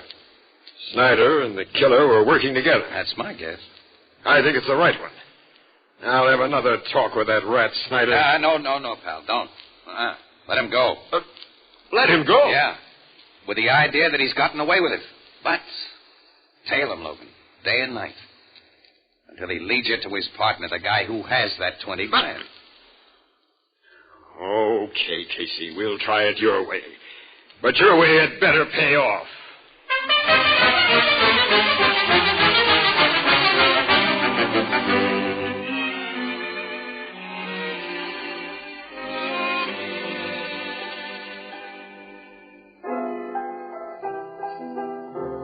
Good night, Mrs. Wheelbreaker. The strangest darn people come in here sometimes. Yeah, well, don't look at us when you say that, pal. Casey! Hello, Miss Williams. Hello, Ethelbert. Say, I've been wondering when you two had come in. Anything new on that Paletti murder? No, not yet, Ethelbert. You know, I take a personal interest in that case, being as how it happened to a bartender, a brother professional, as you might say. Captain Logan's detectives have been shadowing that Snyder guy for 3 days now. They sure have. They know what he's done every single minute. He hasn't made or received any phone calls or made contact with anyone who might be a logical suspect. Or at least he hadn't up to noon today when Logan showed us the latest report on him. It's nearly 6 o'clock. Maybe something's happened since. Logan would have let me know if it had. Maybe your idea about Snyder was wrong, Casey. Listen, that's what I'm hearing from Logan. Now, don't you start pulling it. Give the idea a little time, huh? Well, gee, I didn't mean... Oh, Walter, will you... Never mind, Ethelbert, never mind. I'll get it. It's probably from me anyhow. Excuse me, Annie. Blue note. That you, Casey? Yeah. I thought it might be you, Logan. Anything new? Get into that jalopy of yours and come to Spring Road off 200th Street as soon as you can make it. Well, there's nothing but woods out there. Oh, yes, there is. There's something I want you to see, smart guy. What's that? The dead body of Snyder.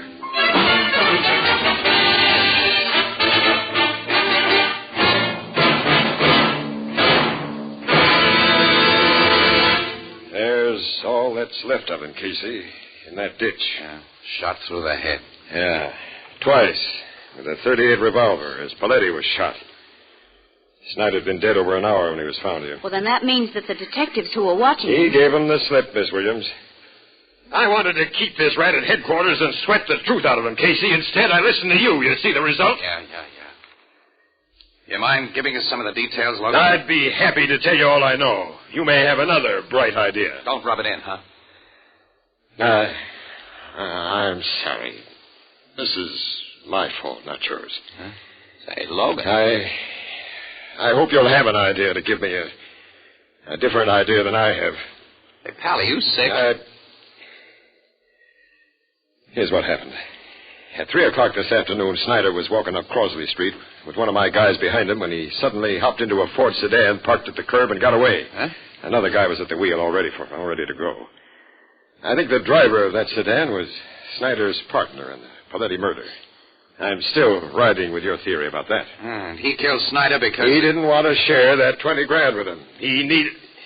He wanted it all. Or because he knew Snyder was being trailed. Snyder was dangerous to him. Yeah, that fits, too. Obviously, he and Snyder met by appointment, Logan. Snyder expected him to be waiting in a car at that time and in that place. Sure. Well, then your killer is someone Snyder talked to since you turned him loose. Yep. You checked on everyone Snyder talked to? Yeah. There hasn't been a logical suspect in the bunch, Casey, until today. You mean he talked to somebody today? Yeah. Several hours before he got into that sedan. Who? Lieutenant McHugh. McHugh? Captain Logan. From the first, I figured McHugh might have killed Paletti, but I've never really believed he did. You believe it now? He needed that dough, Casey, all of it, for a sick wife. He's a cop. Paletti would have opened that upstairs door for him. I've known Mac a long time. He's been a good guy and a good cop. Logan, where did he and Snyder talk today? Outside of Paletti's tavern. Paletti's tavern? Yeah. Snyder had the nerve to go in there and ask for a drink. That's all he had a chance to do. One of the bartenders grabbed him and threw him out of the joint. Lieutenant McHugh came along just then and helped him out of the gutter. And then they talked? Yeah, for 2 or 3 minutes, walking up the street together. And McHugh went off duty soon afterwards, and he didn't go home. He could have met Snyder in that sedan. It looks like McHugh all the way, Casey. How close was your detective when Snyder was given the bum's rush from Paletti's? Oh, he'd only just followed him inside the joint. It happened that fast. Which bartender gave Snyder that rush act? It was Andy. Andy. Who was in the bar downstairs when Paletti was killed upstairs. He couldn't have been Snyder's partner. Oh. Your man's sure it was Andy, huh? We didn't have time to ask for names, but the description he gave me is Andy's tall with dark hair. Well, Bill is tall, but he's bald. Well, Gus has dark hair. Oh, but he isn't tall. Say, your guy got only a quick look at that bartender. Yeah, but he couldn't be wrong about it. Wait a minute, Logan. A medium-sized guy looks tall when you see him beside a very short guy. Now, Snyder was a shrimp, and Gus hauling him around by the collar would look like a 6-footer. Gus! Paletti would have unlocked that upstairs door for Gus, Logan. He was a trusted employee. Gus didn't report for work until after Paletti was killed. Casey, you're right. Let's get Gus and go to work on it. He's a tough cookie, Logan. You'll never break him. I'll make him talk. I don't think you will. Look, Logan, can I stick my neck out again? Casey, I'll listen to anything now. All right. We'll take Gus for a little ride. A ride? Yeah. But not in a police car this time. We'll use my jalopy.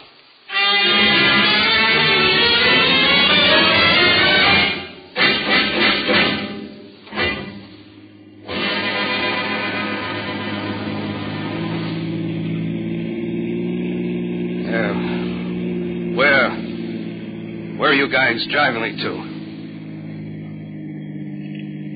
You said you were taking me to headquarters.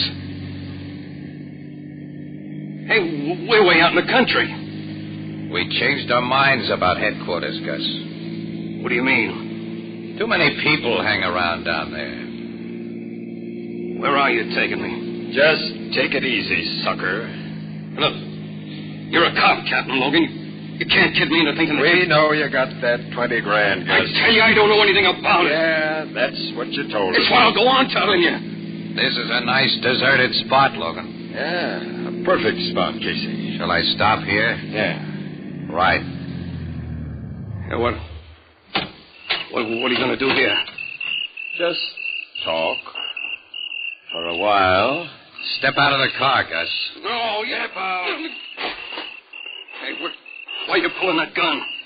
You can't bluff me. I ain't afraid. What have you done with the money you stole from Paletti? I told you. What have you done with that dough? I ain't got it. We want that 20 grand, Gus. And we're going to have it. Hey. I'm getting a picture now. You two came to my hotel room alone. You bring me out here alone. I get it now.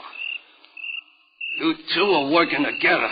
Logan and I do a lot of work together, Gus. So that's it. You want that dough for yourselves. Where is it? I ain't talking. We'll see about that. Here, Casey, hold my gun on this mug. Sure, pal, I will. Don't you drop the gun. Get it. No, I got it. Easy. Stick up your hands, you lousy. Stick them up. Okay. Thanks for this scat. You two saps should have stayed honest. You ain't got the brains for fast stuff. So you thought you'd hijack my 20 grand. Listen, Gus, you're in the racket. You know how guys have to figure. If you'd been nice and told us where to find that dough. Sure, Gus. We'd have been nice. So now I'll be nice to you. Tell you where to find it. It's buried under a flower bed on my old man's grave in Oakwood Cemetery. I buried the gat I used to kill Paletti and Snyder there, too. That was smart. Yeah. I think of little things like that. Just like you, Muggs, thought of bringing me to this deserted spot. In a car that I'll drive away. Alone. Gus, you're not going to... No, Gus. You hit it between the eyes like Snyder and Paletti. Now! Something the matter, Gus? This gun is empty. Uh-huh. That's another little thing we thought of. Well, you double-crossed me. Thanks for the confession, Gus. Come on. Now we're really going to headquarters. All right. And then, Casey, you and I have got something to do with the Blue Note. What's that, Logan? I'll tell you on the way about it.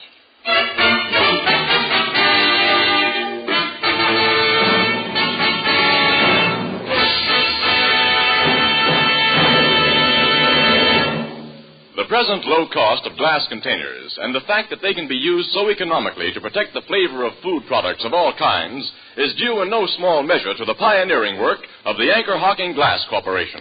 The advantages of glass are many and obvious. Glass lets you see what you buy before you buy it. Glass containers are easy and safe to open. Glass won't affect flavor or aroma. Anchor glass containers and tamper-proof anchor caps, so widely used by the food packing industry, are products of Anchor Hocking. A great name in glass.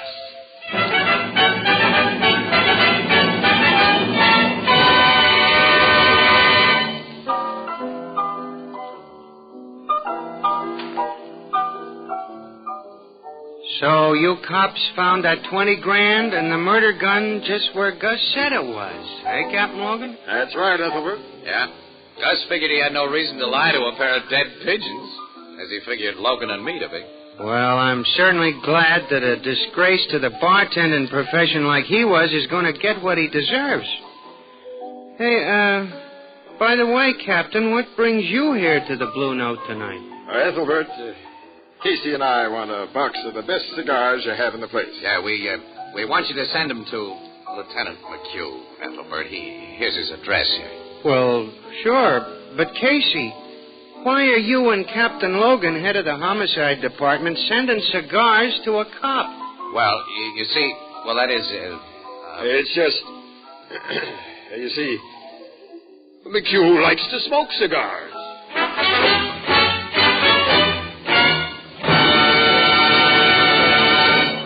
Crime Photographer is directed by John Dietz and stars Stotts Cotsworth as Casey. It is written by Alonzo Dean Cole and is based on the fictional character of Casey created by George Harmon Cox. It's lighter, more compact. It requires no deposit, no return to the store. We're talking about the famous Anchor Glass beer and ale bottle pioneered by Anchor Hocking shortly before the war. It will soon be released for civilian use, so watch for it. The new Anchor Glass one-way, no-deposit bottle, a product of Anchor Hocking. A great name in glass.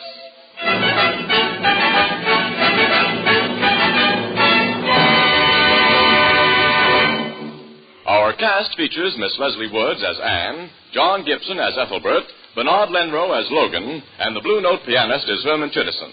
The original music is by Archie Blyer. Crime Photographer is brought to you each Thursday at this time by the Anchor Hocking Glass Corporation of Lancaster, Ohio, and its more than 10,000 employees. Anchor Hocking. A great name in glass.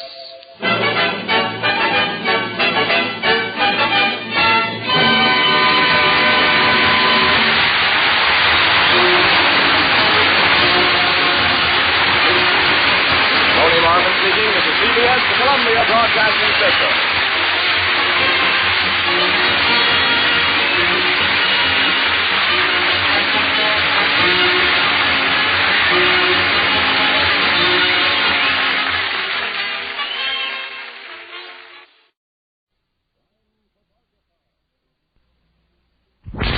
Crime Photographer.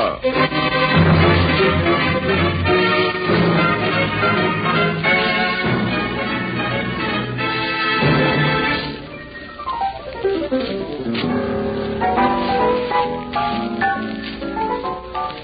Pete. But say, you know,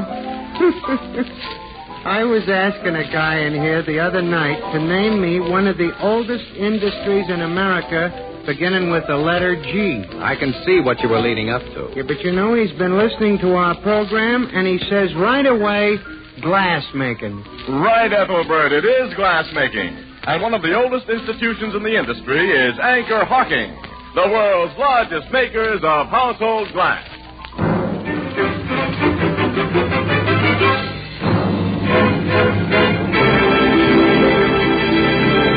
Crime Photographer, brought to you by Fire King Oven Glass. Anchor glass containers, Anchor caps and closures. All products of Anchor Hawking, a great name in glass.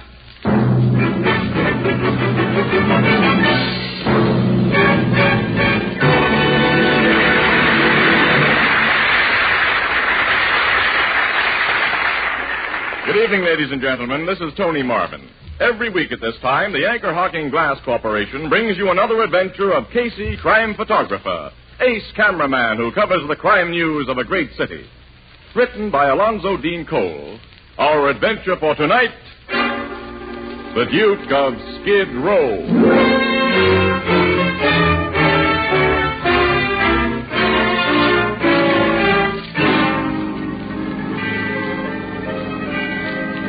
Midnight. A dingy, poverty-stricken street of gloomy tenements and cheap lodging houses. Above the uninviting door of one of these latter places swings a dimly lighted sign that identifies the Davis Hotel, $1 per night. A taxicab stops in front, and a tall, very thin man alights from it. His clothes are shabby but clean and well-fitting. In one eye is a monocle, in his hand a jaunty walking stick. How much do I owe you, please? The meter says $2.70. It is $5. Keep the change. Huh? Say, thanks. Good night. Hey. Yes? You know, cabs ain't easy to find in this part of town. Do you want me to wait for you? No. I should not be going out again tonight. Meaning you live in that flea bag? You may draw your own conclusion about my residence in the Davis Hotel. Oh, no offense, mister. Thanks again, and good night. Good night.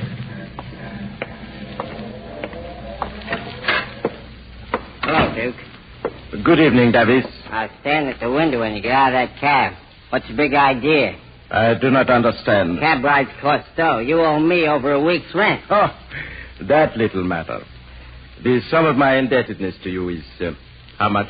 $5 for last week, and you're 2 days into this one. Here is $20. Hey, where'd you get that kind of dough? You may keep the change. Huh?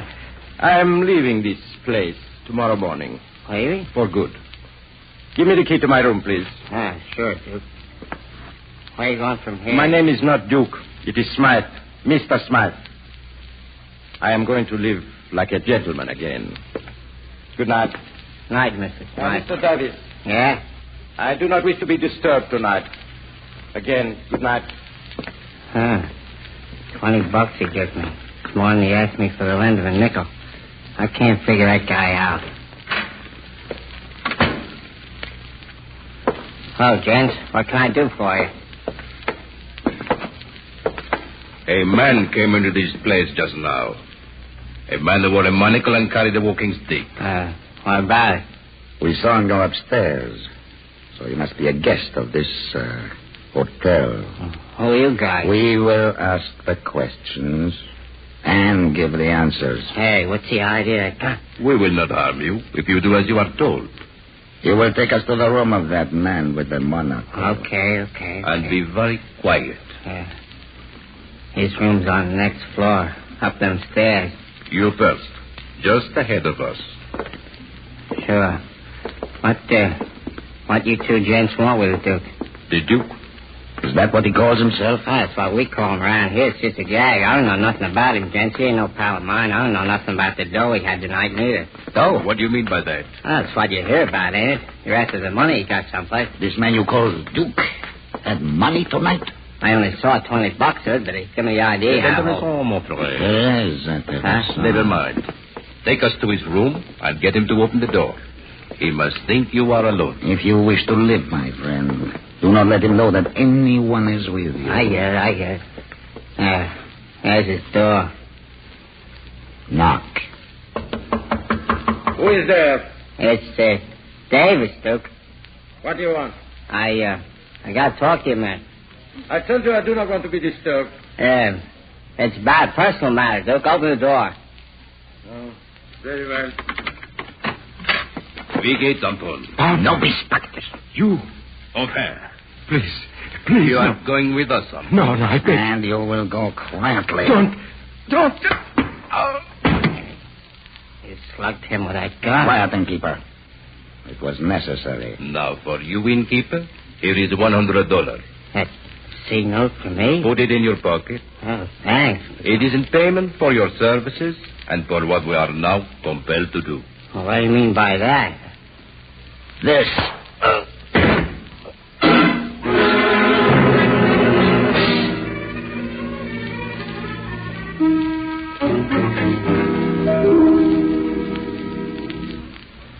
Well, Captain Logan, that conk on the head was the last thing I knew till I come to. Then I got myself downstairs and phoned you cops. You came to in here, Davis? Yeah, here in Duke's room. They slugged him and me. Duke and them two guys were gone, also the Duke's suitcase and everything he had in this room. Just like I told precincts cops would get here ahead of you, Captain. Davis, what name was the Duke registered under here? Smith, John Smith. Now tell me all you know about this Duke, Davis. He checked in about 2 months ago. I figured him for one of them European refugees who run out of dough. During the last couple of weeks, he run completely out of it. He hung me up for his room and was getting his only meals at the mission soup kitchen. You say he acted like a guy who once had plenty. Yeah, not just plenty dough. He acted like a Duke in the movies. That's how we gave him his name. He used big words and spoke a lot of languages. Well, what nationality do you think he was? No one could dope that. He never said. You're going to be a big help to me. And the two men who came here for him were foreigners, you say? Well, they give out in a foreign language a couple of times, but I didn't get any of it. I only parley good American. Well, come on down to headquarters with me. You may find their pictures in our files. Okay. You take charge here, Sergeant. Yes, Captain. Hey, what's that? Just getting a picture of you, mister. You too, Logan. So you're here, Casey. Yeah. Annie and I have been getting the yarn from the precinct cops who got here first. We were just going to start upstairs for a get-together with you. You learned anything new, Captain? If you got the story from the precinct guys, Miss Williams, you got all of it. Oh, but what do you think about it? How can I know what to think yet? I haven't anything to work on. I won't have until I can learn more about this Duke and the guys who took him out of here. Their descriptions have already gone out. Naturally. The precinct guys got that on the radio and teletype first thing. I'm taking Davis to headquarters now to look at pictures. Wait, Captain, that's my fault. The sergeant will handle it, Davis. Hello. Miss Williams and I will follow your car to headquarters, Logan. Okay, Casey. Yeah. Now, let's go. Captain, wait. What is it, Sergeant? Second precinct on the phone, sir. One of their men has found the Duke. Found the Duke? Well, the description fits all right, and the guy is dead. I'll talk to second precinct. Hello, Captain Logan speaking. Where is the body found? Hanged. Underneath the dock. Casey. This is getting interesting, Annie. Say that again. He'd been tortured before he was hanged, huh? Very interesting, Casey. I'll be right over. Goodbye. Seems you've just learned more about the Duke and the guys who snatched him, Logan. Yeah. Or have I?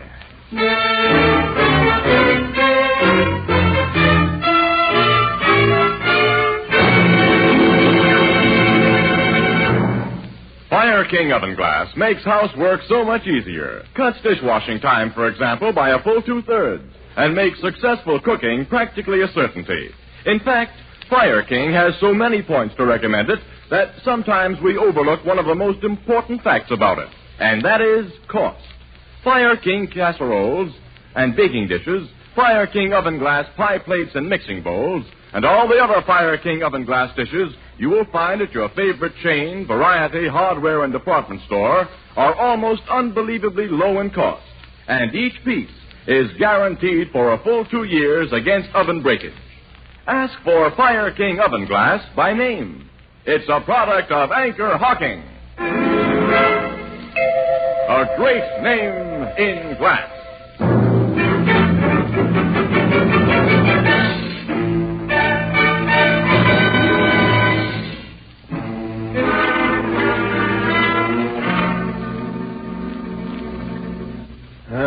come into my office.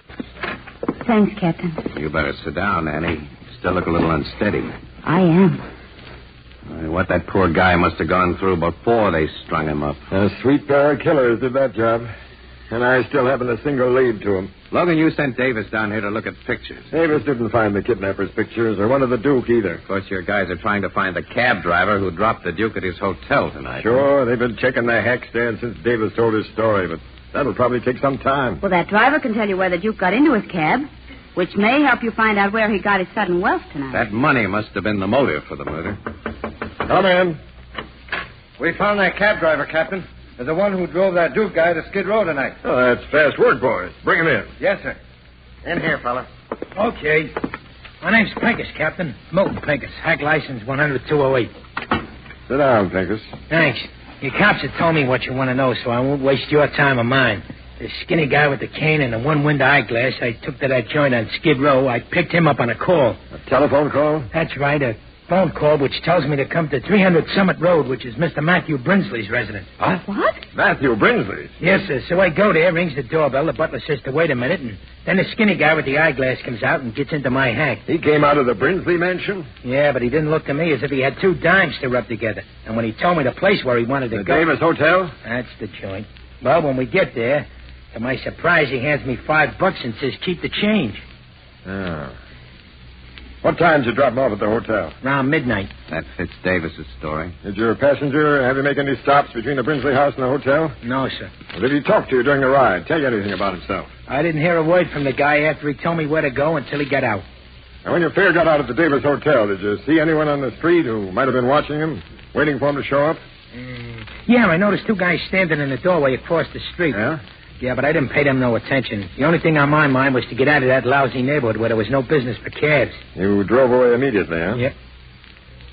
Okay, Pincus, you can go. Thanks, Captain. I want to get back on my job. So long. So long. How do you like the Duke's connection with Matthew Brinsley, Logan? That's a hot one, isn't it? Brinsley's a multimillionaire. Yeah, now that cab driver says the Duke had dough. Enough to give big tips. You know, Brinsley's been in several jams and his money's got him out of Casey. Yeah, I know. For receiving stolen property. Oh, Casey, a man with his Oh, wealth? he's no fence, Annie. He's a collector of historical antiques. He's a bug on the subject. Yeah. Now, I'm going to see what Brinsley has to say about this business. When? I'd like to go right now.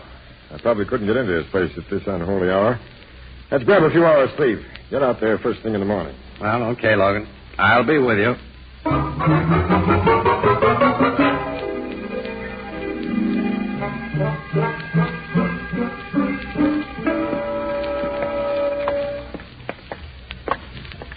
Quite a joint, this Brinsley mansion, Casey. Yeah, I'll say. I'll probably interrupt the old guy's breakfast, but here goes his doorbell. Hey, hold it, Logan. Someone's opening the door. Huh? What is it?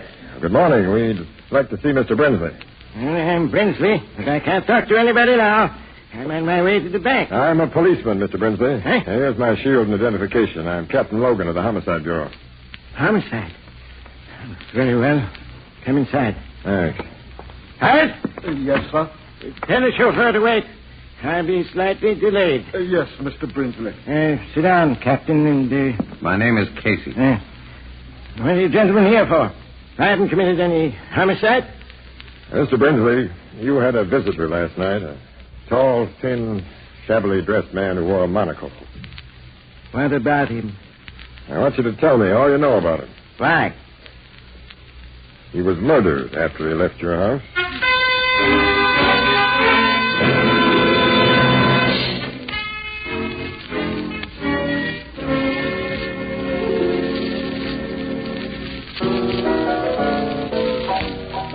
No, I haven't seen him, Mrs. Wheelbreaker. Huh? Oh, yeah, I get it. Yeah, sure, Mrs. Wheelbreaker. Oh, dear. These women. Here's your drinks, Casey, Miss Williams. Thanks, Ethelbert. I was hoping you'd show up pretty soon. So it was just a heart attack that killed the old guy, Casey. He wasn't murdered. Brinsley's death was a perfectly natural one, Ethelbert. Oh, not altogether, Casey. From what you told me, the shock of hearing about the Duke brought on the attack. Yeah. At first, I figured that Duke sold something to Brinsley. Some antique he'd stolen, maybe. Yes, but Logan hasn't been able to find anything that Brinsley might have bought from the Duke. And as Brinsley wasn't out of his house after the Duke left it last night. There wasn't nothing in that leather bag Brinsley took into his study? No, nothing but some very legitimate bonds. That's what he was taking to the bank, Yeah, huh? apparently. Mm-hmm. The way that old guy hung onto his bag, even after his heart began to kick up. And he insisted on going into his study alone, and he closed the door. He was in there long enough to have taken something out of the bag and hidden it away. Logan searched, you say? Oh, sure. Desk drawers and places like that. He looked for a safe in the room, and there wasn't any. Oh, Casey, if he should find something Brinsley bought from the Duke, it still wouldn't solve the Duke's murder. Annie, I've got a hunch it would. Well, now, I don't see how. I think those two well-dressed foreigners who went to the hotel for the Duke were looking for the thing he sold to Brinsley. And I think if they believed that they could still get their mitts on it, they just might... Hey, Annie. What? Logan said he was going to the Brinsley house again. He ought to be there about now. Let's you and me go there and join him.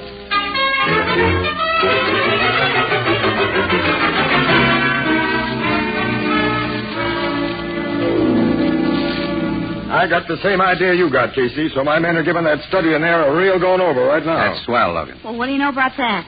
It isn't often that you two have the same big ideas at the same time. Well, it's merely coincidental. I had a first-class basis for mine, Miss Williams, not one of Casey's hunches. Oh, what do you mean? Well, I've checked with Brinsley's bank, and they told me that 2 days ago he withdrew $30,000 in cash.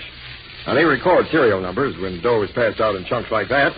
And the $20 bill the Duke gave Davis last night has one of those numbers. Brinsley must have bought something from the Duke. What could he have paid the Duke $30,000 for? Captain Logan. Yeah, Sergeant? We found something. Let's see. Come on, Annie.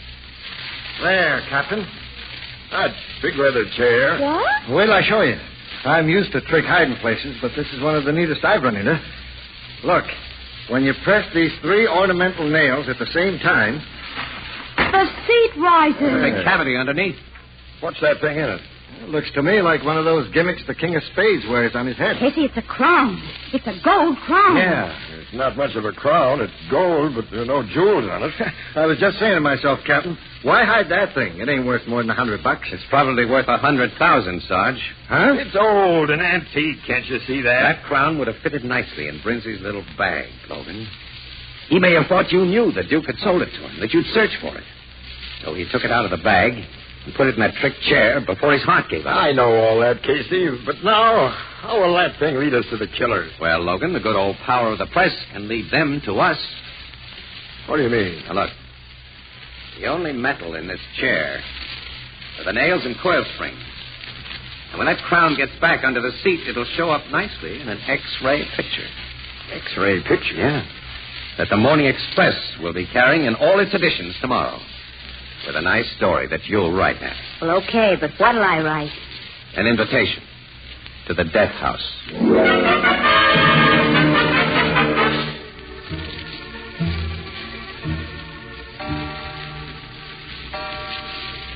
Oh, 2:00 in the morning. And we've been sitting here in the dark for almost 6 hours. Well, they couldn't have a more comfortable place to sit in the dark. Old man Brinsley put nice chairs in his house. You know, Casey, I don't think those men will come here. I don't either, Miss Williams. Only chumps would fall for that stuff in the Express this morning. Well, aren't murderers chumps? Your come on was too broad, Casey. That X-ray picture showing the crown and that leather chair and Miss Williams' story. That was a darn good story, Logan. Thank you very much. I gave a reasonable explanation for that picture. I explained that the police, in looking for clues, had to take X-ray shots of almost everything in the house. Because Brinsley's executors wouldn't let the police tear things apart or remove anything from the house. You made it sound very logical, Annie. I played up the crown shown inside that chair as a big mystery to the cops. Yeah. Well, naturally, I didn't say that it was a trick chair that you'd been able to open. And I gave a reasonable explanation for everything else in our come-on, too. For the house being empty of servants tonight, and for... Well, the real come-on outside of that picture was the truth she wrote about the Duke's connection with Brinsley. The Duke undoubtedly told his murderers about that connection under torture, Logan. The man's story will clinch it. I hope you're right, but... Quiet. Yeah, I hear. Somebody's moving toward the study. I think someone's taken advantage of that rear window we left open, Logan. We'll soon see. There he is. With a flashlight. He won't be able to see us behind this screen. There's only one guy. Hey, Logan, he's making for that leather chair. Flashing the tip of a knife, isn't he? Logan, he's got the crown. That's enough. Stick up your hands. What? We've been waiting for you, mister. You're under arrest for murder. Murder? Yes. Murder of the Duke, known as John Smith. Where's your pal who helped you kill the Duke? I am here. Put up your hand. Huh? Casey. My brother is an expert marksman. You will do as he says. Where is he? I am in the dark, where you cannot see me. Drop your gun. Yes, he's got us, Logan. Yeah. Okay. You are wise. Now. But how silly they were a minute ago. My brother, they thought I had walked into their trap alone. These Americans are very simple people, Tito. I see you have the crown. Yes. At last. Now, our labor is almost done. Why did you guys want that bum hunk of gold so badly? Father, he Quiet, called Tito. He do not know what it is. He called this bum hunk of gold. Huh? Well, what is it? We have no time to answer your question or the inclination. Besides, it is foolish to satisfy the curiosity of soon-to-be dead people. Soon to be... I am sorry. If you live, you might cause great trouble. For the good of my country and for my brother and me, you must die. Shoot them, Baba. Now. Yes, Tito. Now. Sergeant, turn on the light. We got him all right, Captain Logan. We were dependent on you, Sergeant. But thanks just the same. And the next time, Logan, tell your men to crash in just a few seconds earlier. You had these policemen hidden. And we Americans aren't so simple as you seem to think, mister. I suppose you smart un-Americans tell us why you killed the Duke. We say nothing. We say nothing at all. Yes, you will, brothers. Yes, you will. Get him to talk fast, Captain. We've got to get this story to press. You get the story, Annie. I'm going to get a couple of shots of these crown chasers and get them to the office. Okay, Casey, I'll meet you there as soon as I can.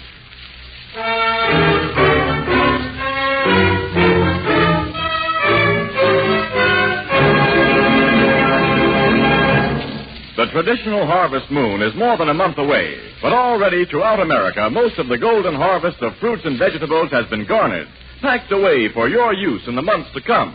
Now, the finest of these food products come to you in clean, sterile, crystal clear glass containers, and for a very good reason.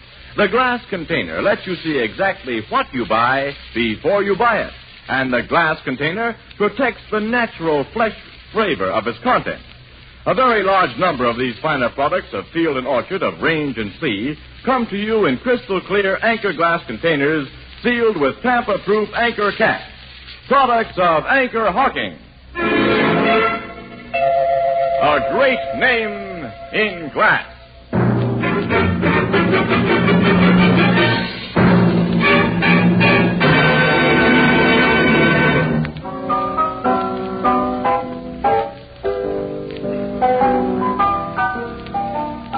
Logan made them guys talk, huh, Casey? Sure, Ethelbert. Oh, it wasn't too hard a job.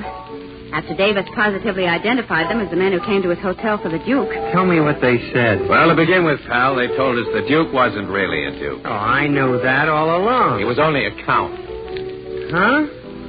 He was an honest cigar count, too, Ethelbert. From one of those little European principalities that went out of business after the First World War. Yeah, and the Duke, the Count, was a relative of the king who'd lost his job. And he was also custodian of the royal crown, Ethelbert. He scrammed the United States with all that dough that he could lay his mitts on, and the sacred crown. Only the money gave out after a while, and he had only the crown left. So he finally sold the crown to Brinsley. But the guys who killed him? They were stubborn royalists, Ethelbert. Fanatics about restoring their king, who had to have his traditional crown if and when he was restored. They went after the Duke and finally caught up with him. They forced him to tell what he'd done with the crown, and then they killed him. See, they considered the guy a traitor, Ethelbert, so they gave him the traditional punishment for traitors, hanging. They even tied a real hangman's knot. If that were a legal execution. Well, in their screwy minds, it was a legal execution. Some people are certainly funny. Yeah. But as my sister Edna says, quote, If all folks was like you and me, wouldn't the world be dull? Unquote. And you know Edna.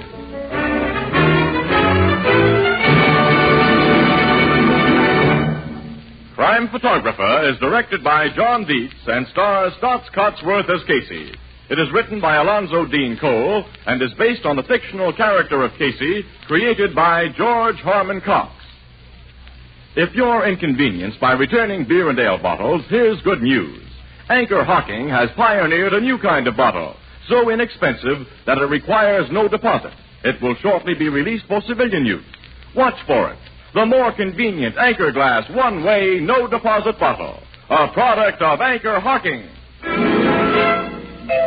A great name in glass.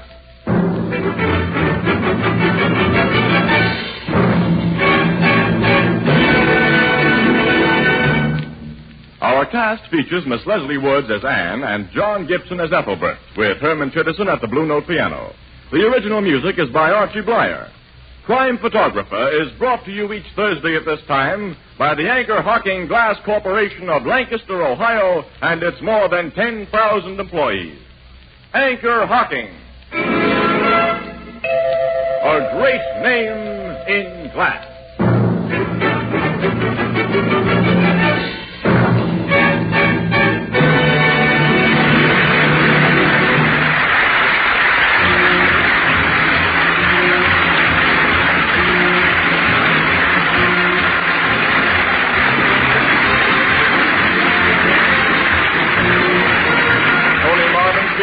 This is CBS, Columbia Broadcasting System.